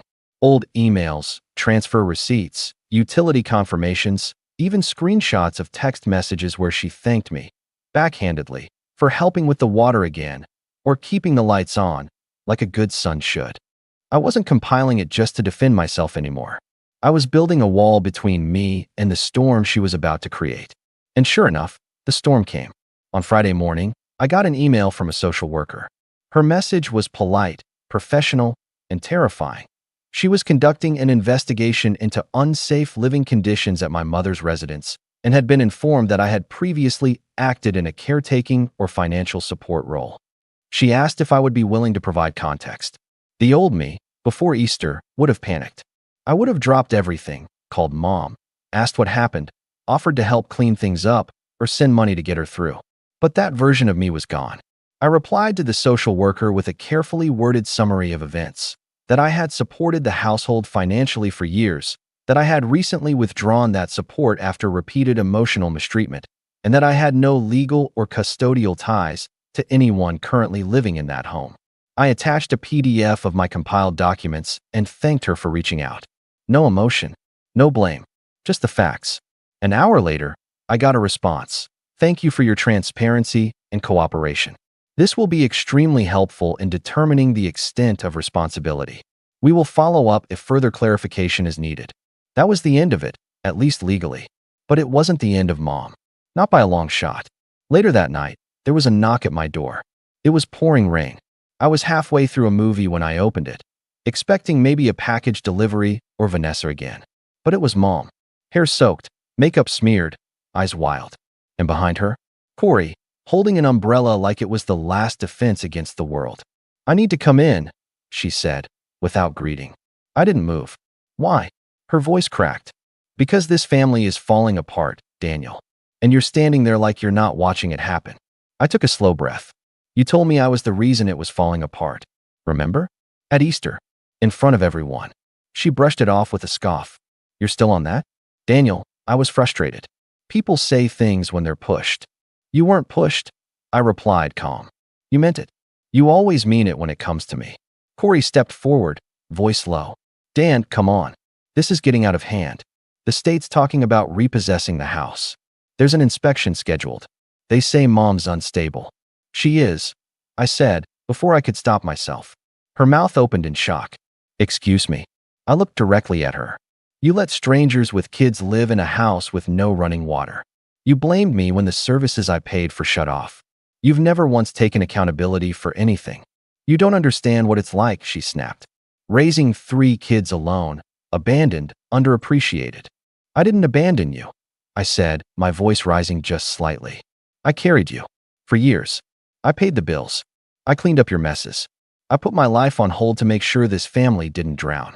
And you repaid me by publicly humiliating me, by turning my siblings against me, by using me. Her face twisted. For a moment, I saw something break in her eyes. But then, she pivoted, like she always did. You think you're so much better than us now, with your apartment and your little job and your independence. But when your father left, I had nothing. I built what I could, and all you've done is tear it down. I could have argued. I could have yelled back. But instead, I opened the door wider, not to let them in, but to let them leave. You're not welcome here, Mom. And until you get help, real help, there's nothing left for us to talk about. She stared at me, furious and speechless. Corey looked like he wanted to say something, but instead, he turned his eyes to the ground and followed her back into the rain. I closed the door, locked it, and stood there for a long time, just breathing. That night, Vanessa called. I told her everything. She didn't cry, didn't panic. She said, "Good. You finally drew the line." We started talking more regularly after that.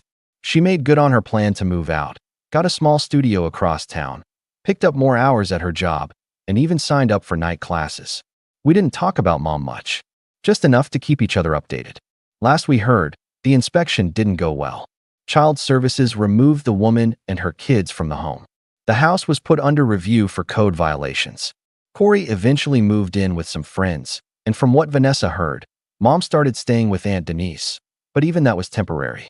As for me, I got promoted, moved to a bigger apartment, started volunteering on weekends. I stopped waiting for texts or letters or holiday invitations that would never come. And on my birthday, for the first time in over a decade, I didn't receive a guilt-laced phone call or an obligation-laced package of homemade cookies. I received nothing, and it felt like everything. Because in the end, I didn't need revenge. I didn't need to hurt her back. I just needed to stop letting her hurt me. And when she finally realized she couldn't control me anymore, when she was forced to sit in the very silence she used to weaponize, I think that was the loudest message I could have ever sent. Not a word, not a cent, not a tear, just peace. And for once in my life, that was enough. You're just doing it for attention, my brother laughed as I struggled to stay conscious. My mom rolled her eyes and told me to stop acting. But when the EMT checked my pulse, his face went pale, and suddenly everyone in the room started screaming. Hey Reddit, I've been lurking for years, but never thought I'd actually post something. I'm more of the read stories, chuckle, then go back to my day kind of guy. But today I'm writing this because I need to get it off my chest. Maybe someone out there will understand, maybe not. But here goes. My name's Evan. I'm 17, and until about 6 months ago, I thought my family was just quirky. You know, the kind of sarcasm is our love language, family where everything is a joke and no one ever says, "I'm proud of you," unless it's laced in sarcasm. But now I see it clearer. It's not quirky. It's not funny. It's toxic. And the worst part? I didn't even notice how bad it was until I almost died, literally, in front of them. And they laughed. Let me backtrack a little, because none of this is going to make sense unless you understand the dynamic. I'm the middle kid, sandwiched between my older brother Lucas, who's 19 and practically worshipped by my mom, and my younger sister Chloe, who's 11 and still kind of oblivious to how messed up our family is. Dad left when I was 6. Never really came back, not even a birthday card. So it's always just been us four: Mom, Lucas, Chloe, and me. And for as long as I can remember, I've been the dramatic one, the emotional one, the too sensitive one. At least, according to them. Lucas is, well, he's the golden child. Tall, athletic, all A's in school. Well, according to Mom, I've seen his report cards, and they're not all that. He can do no wrong. If he forgets to take the trash out, oh, he must be so tired from track practice. If I forget, Evan, how many times do I have to tell you? You're the reason this house is a mess. He teases Chloe, and Mom laughs like it's a sitcom. I try to intervene when she's crying, and I get told to stop causing drama. I used to think maybe I was just too sensitive, like they said. Maybe I was dramatic. But looking back now, I think I was just trying to be heard in a house where no one was listening. Now here's the thing about me. I've had health problems. Nothing too crazy, or so I thought. Just weird dizziness, occasional fainting spells, headaches that came out of nowhere. Doctors couldn't figure it out. They did all the basic tests, and everything came back normal. So eventually, Mom decided it was just anxiety. Her exact words were, "You're probably just looking for attention. You know how dramatic you get when things aren't about you." That one stung. Lucas ran with that narrative. Every time I got lightheaded or needed to sit down, he'd do this exaggerated swoon and say, "Oh no, someone get the spotlight for Evan." And Mom would laugh. Chloe didn't really get it. Sometimes she'd bring me water or pat my back, and I appreciated that more than she'll ever know. Anyway, let's fast forward to that day. It was the afternoon of my cousin Emily's graduation party. Big deal. My mom's side of the family rented out this huge event space, and everyone was expected to show up looking perfect, smiling wide, and pretending like we were the picture-perfect family. I hadn't been feeling great all week. Dizzy spells had gotten worse, and my heart had been doing this weird fluttery thing that made me feel like I was short of breath even when sitting. I told Mom. She rolled her eyes and said, "You always get sick when there's something fun happening. I'm not playing this game with you today." I tried. I really did. I dressed up, forced a smile, went with them. The event space was crowded, hot, and loud. I could barely hear myself think, and I was starting to feel that familiar fog creep into my head. You know the kind, like someone's turning the brightness down on the world around you. I asked Mom if I could sit down. She shot me a look and said, "Not this again. You're fine." Lucas smirked and muttered just loud enough for me to hear, "Maybe if you faint again, someone will finally ask you to prom." That one hit harder than I expected. I found a quiet corner with some folding chairs and sat, hoping it would pass. But it didn't. It got worse. My vision was going gray at the edges, my fingers were tingling, and it felt like my heart was skipping beats. I stood up to get help, but the room tilted and I crashed into a table. Plates clattered to the floor. Someone gasped. But the worst part? I could still hear them. Lucas laughing. Mom saying, "He does this every time we go somewhere important." I tried to talk, to say something, but I couldn't get the words out. It felt like my mouth wasn't working right. I heard my aunt calling 911. Thank God. A few other family members came over, but Mom just stood there with her arms crossed, looking embarrassed. "Evan," she hissed. "Get up. You're making a scene." That's the last thing I remember before everything went black. Apparently, I was unconscious for less than 2 minutes, but when the EMTs arrived and checked my pulse, one of them shouted something, and suddenly everything exploded into motion. I came to briefly and saw the look on the EMT's face, white as a sheet. His hands were moving fast, calling something in on his radio. I remember Mom screaming. Then Lucas swearing and backing away. Chloe crying. Then nothing. I woke up in the hospital, hooked up to machines, oxygen tube in my nose. A nurse told me I was lucky, really lucky. My heart had stopped, just for a few seconds, but long enough that they were prepping to defib me when I started breathing again on my own. They suspected some kind of congenital arrhythmia, something genetic, potentially fatal if undiagnosed. I don't remember much from that night, but I remember the look on my mom's face when she walked into the hospital room. It wasn't guilt. It wasn't fear. It was frustration, like I'd inconvenienced her. "You scared everyone," she said flatly. "Do you have any idea how embarrassing that was?" I didn't even respond. I was too tired, too done. And for the first time in my life, I wasn't just sad or hurt. I was angry. The thing about being labeled the dramatic one, your whole life, is that no one ever takes you seriously, even when you're dying. And that changes you. It changed me. But I didn't yell. I didn't cry. I didn't even argue. I just watched her with this eerie sense of clarity, like I was finally seeing her for who she really was. I didn't know it yet, but that hospital bed would be the starting point of everything. The slow, meticulous unraveling of the image my family had built for themselves. The mask would come off, and when it did, it would be too late to fix. Because I had a plan. And this time, I wasn't playing the dramatic victim. I was done being ignored. So, I spent 3 days in that hospital room. Not a lot of visitors. My aunt came once, brought me a charger and some snacks from the gift shop. She's one of the few people in our extended family who's always treated me like a human being instead of a nuisance. Chloe called from Mom's phone the second day and whispered, "I miss you," before Mom made her hang up. Lucas? Never showed. Not once. And Mom only came back when the cardiologist called her in for a serious family meeting. The diagnosis was a type of inherited arrhythmia disorder. Nothing you could spot on a routine physical. It required a specific test that, surprise, Mom never agreed to when doctors suggested it years ago. "Too expensive," she said. "They're just trying to scare you into more tests." But now that it had nearly killed me, suddenly the urgency clicked. The cardiologist was clear. "Your son was minutes from dying. If it happens again without intervention, he may not be so lucky. He needs treatment, possibly a device implanted. We're still running tests." Mom folded her arms and leaned back like someone had just accused her of theft. "Is this going to cost a lot?" The doctor blinked. "With insurance, we can manage most of it, but there will be follow-ups, procedures, medication." She cut him off. "Well, that's just great." She didn't ask about recovery time, or risks, or what I'd need going forward. She asked about the money. And then, because she couldn't help herself, she turned to me with this tight smile and said, "Well, at least now we know you weren't faking." The doctor shifted uncomfortably and excused himself.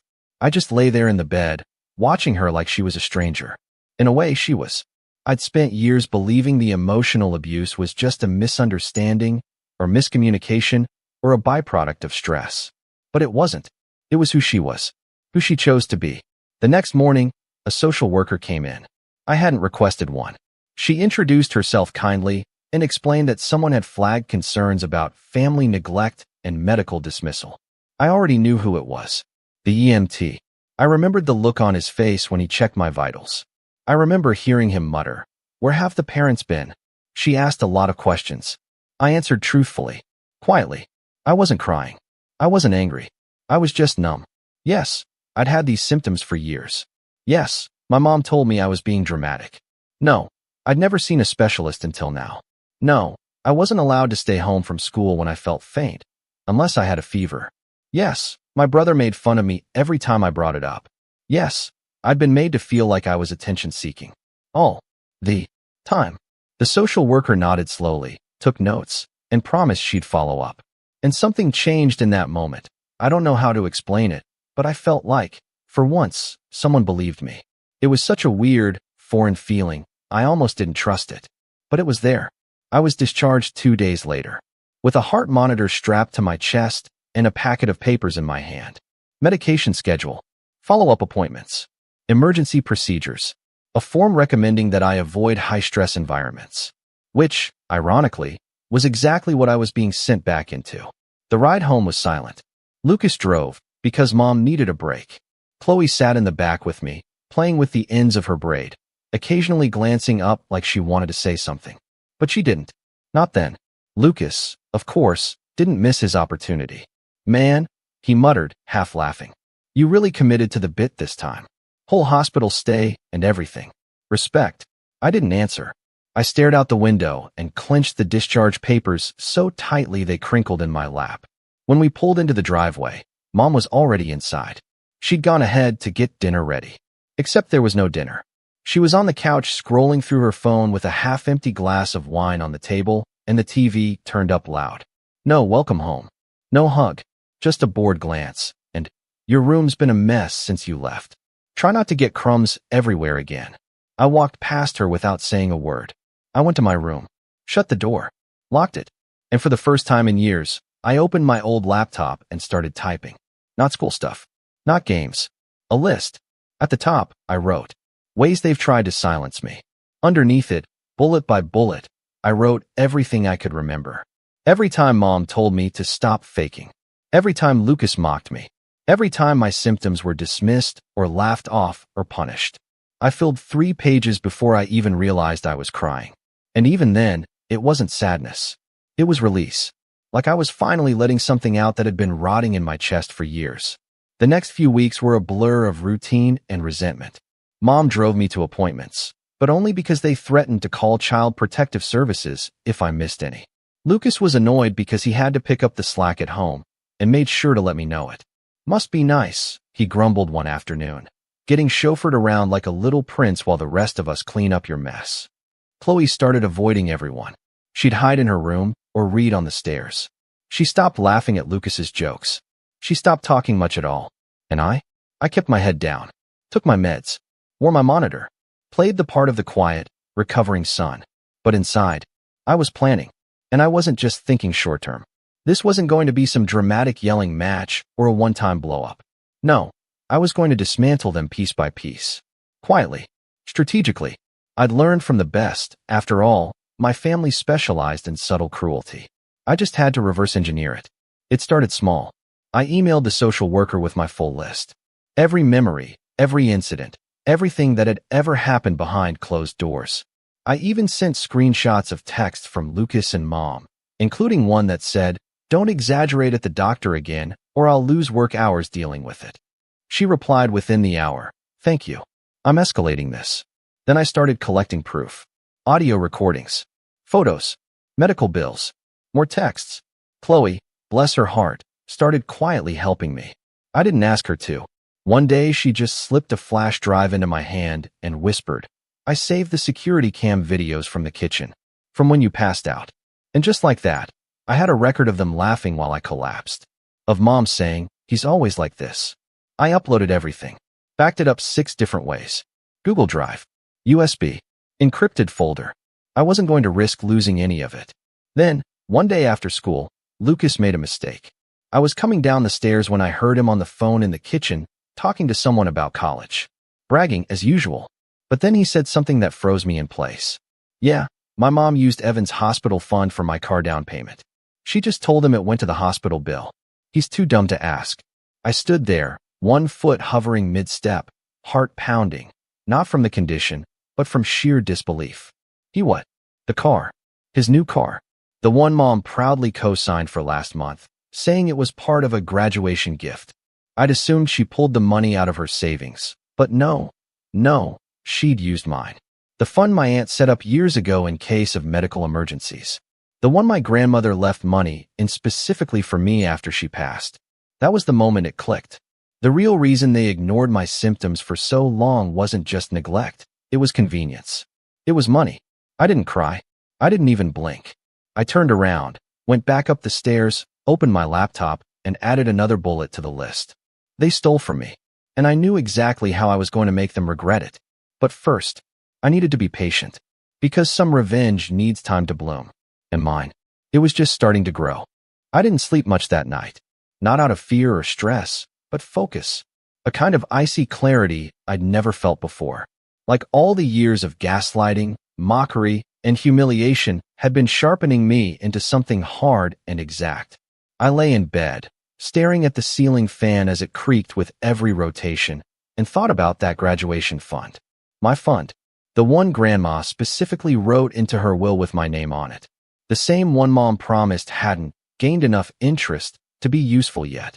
Lies. And now Lucas was driving around in a 2017 Dodge Charger, silver, custom rims, stereo system so loud you could hear it from the next neighborhood, paid for, at least partially, with the money meant to save my life. The next morning, I skipped school. I knew Mom wouldn't care. She was always thrilled when I stayed out of the way, especially if she didn't have to drive me anywhere. I told her I felt a little faint again, and she didn't even look up from her tablet. Just mumbled something about staying in my room and not making a mess. Instead, I biked to my aunt's office. She's a paralegal, works for a firm that mostly handles estate planning and wills. When she saw me, her face lit up, but then her smile faded. "Evan, what's wrong? You look pale. Do you need to sit down?" I told her I was fine. Then I told her everything. Not just about the Charger. About the years of neglect. The missed doctor visits. The social worker. The hospital. The recordings. All of it. And I showed her the list I'd been compiling. Printed, color-coded, dated. She didn't say a word for a full minute. Just kept flipping pages like she couldn't believe what she was seeing. Then she sat back in her chair and said, "You need a lawyer." I raised an eyebrow. "That bad?" She nodded slowly. "It's not just bad. It's criminal." She asked me for a copy of everything. Said she'd talk to her boss about connecting me with someone who could help. Someone who specialized in financial guardianship abuse. I hadn't even known that was a thing. But apparently, when someone manages money on behalf of a minor and uses it for personal gain, it's a big deal. Especially if it involves inheritance. On the way home, I couldn't stop thinking about my grandmother. I remembered how she used to tuck me in and rub my back until I fell asleep. How she always brought 2 sets of gifts for birthdays. One big one, and one secret one just for you. I remembered her telling me, quietly and very seriously, "You are not the problem, Evan. Never let them make you believe that." And then I remembered her funeral. Mom cried the loudest. Lucas gave some fake, tearless speech about how Nana always encouraged us to be strong. And I just sat there, silent, numb, not because I didn't care, but because I knew she was the only adult in my life who ever truly saw me. And now, the money she'd set aside for me, meant to protect me, had been funneled into my brother's Charger. I wasn't angry. I was beyond angry. The next part took some time. Weeks, actually. I didn't want to tip anyone off. So I played along. Took my meds. Wore the heart monitor. Ate dinner at the table, even when Lucas made snide comments under his breath about hypochondriacs. I smiled. I nodded. I acted like everything was fine. But meanwhile, I was setting dominoes. First, I found the name of the dealership where Lucas got the car. I emailed them, anonymously at first, and asked if they had any records of the down payment source. No response. So I called, pretending to be Mom's assistant. Thank you, AI voice changers and YouTube tutorials. The woman on the other end hesitated at first, but then said, "Oh yes, that vehicle was co-signed by Ms. Danvers. The down payment came from a joint savings account ending in 4087. I knew that number. It was the account Grandma had set up through her estate, the one Aunt Rachel used to talk about when she was managing Grandma's bills toward the end. That account was in my name. A few days later, Aunt Rachel confirmed it. After a little digging, she found the transfer, $6,000 wired directly into a dealership escrow account, authorized by Mom, with her signature, on a minor's account. And that was the nail in the coffin, because it wasn't just neglect anymore. It was fraud. The lawyer Aunt Rachel connected me with, Mr. Collins, was this quiet, older guy with wire-framed glasses and a weirdly calming voice. He didn't ask a lot of questions, just listened, took notes, looked over the printed list. Then, without fanfare, he leaned forward and said, "We're going to file a petition with the court. You're 17, which means you can request early emancipation if you can demonstrate financial abuse." My heart skipped a beat, but not in a bad way this time. I could leave, legally, permanently. No more mocking. No more neglect. No more pretending. He continued, "We'll also request a forensic accountant to look at the fund's history. If your mother misappropriated the money, she could be ordered to pay restitution. Depending on the amount, it could escalate." I asked, "To what?" He looked me dead in the eye. "Felony theft. And depending on how much of the medical neglect we can prove, possibly endangering a minor." That night, I stood outside in the backyard under the old maple tree, the same one I used to climb as a kid before Lucas cut off one of the lower branches by accident. I stared up at the stars and felt something I hadn't felt in a long, long time. Hope, but also control. I wasn't some helpless, dramatic teenager anymore. I wasn't the weak one. I wasn't the joke. I was the one holding all the receipts. And my family, they were about to learn what happens when you spend years trying to erase someone. They come back sharper, more dangerous, and they remember everything. The court date was scheduled for a Monday morning.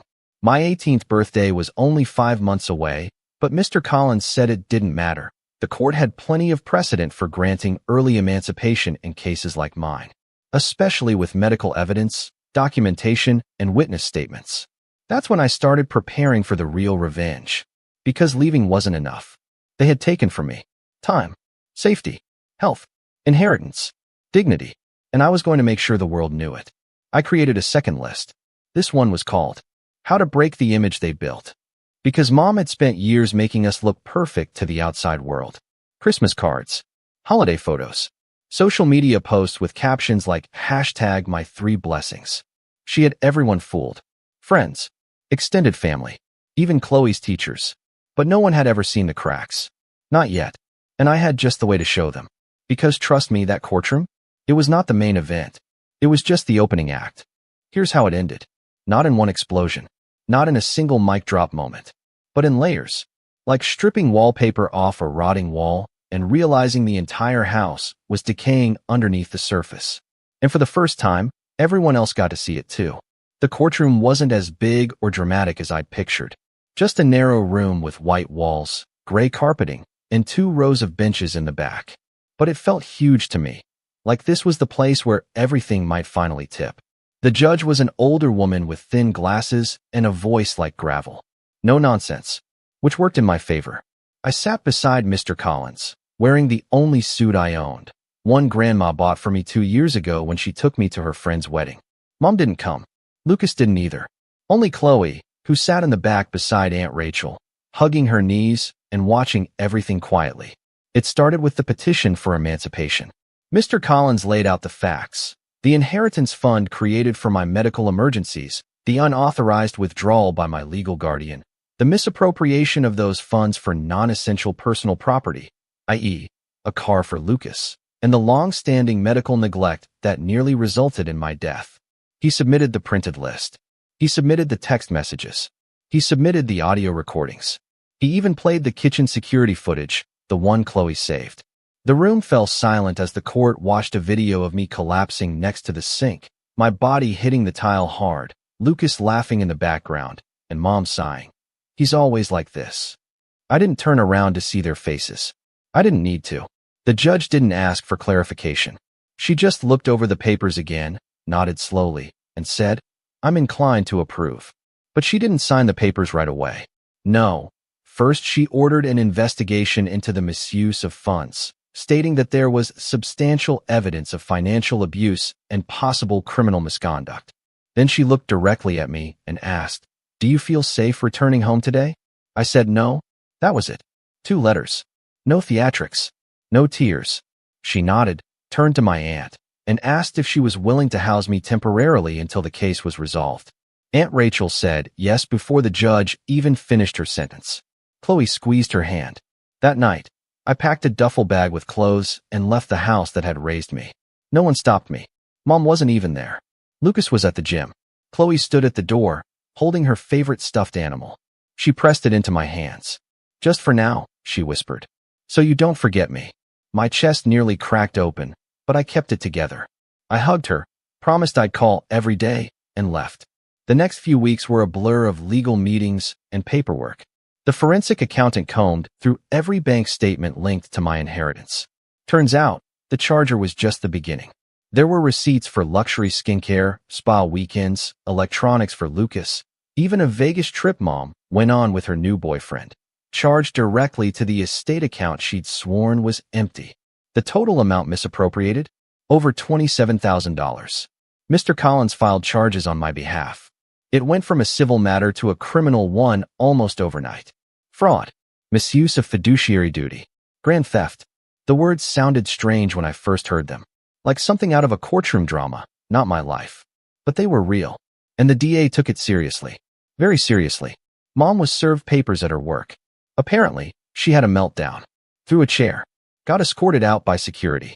Lucas posted a story on Instagram about snakes in the family, probably thinking it was a clever dig at me, but all it did was direct even more attention to the case. Because once the story broke, once local media picked up on the neglected teen nearly dies due to medical condition ignored by family, people started asking questions. Neighbors stopped waving at her. Her church friends stopped returning calls. Even Chloe's school counselor requested a meeting with the principal to discuss concerning home dynamics. It was like watching a glass vase fall in slow motion, everyone pretending they didn't see the cracks until it was already shattered on the floor. The criminal case dragged on for 3 months. Mom pled not guilty at first, claimed I was exaggerating, that I manipulated the footage and twisted the story to get attention. But then the accountant testified, and the EMT, and the social worker, and my aunt, and eventually, even Chloe, in a closed-door session with a child advocate. That was the tipping point, because Chloe had nothing to gain. No money, no legal benefit, just the truth.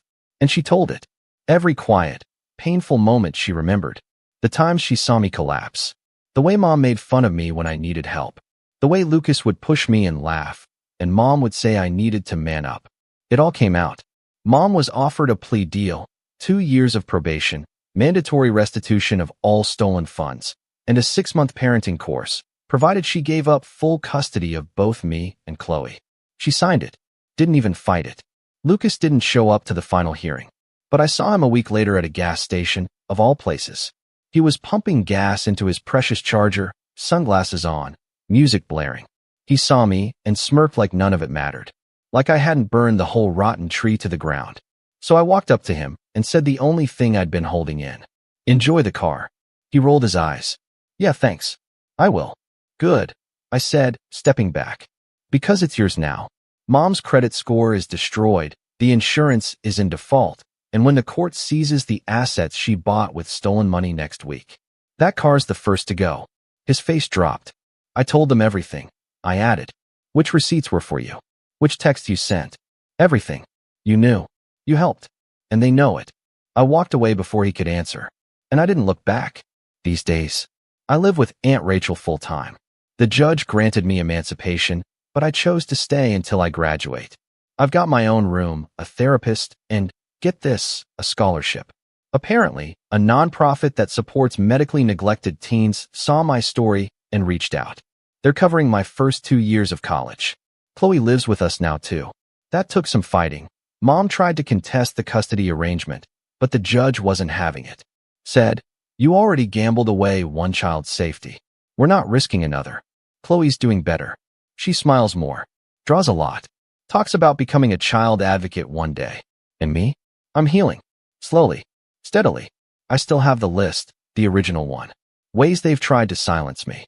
But I've added one final bullet point at the bottom, underlined twice. They didn't. They tried. Oh, they tried. But I got out. I got justice. And for the first time in my life, I don't feel invisible anymore.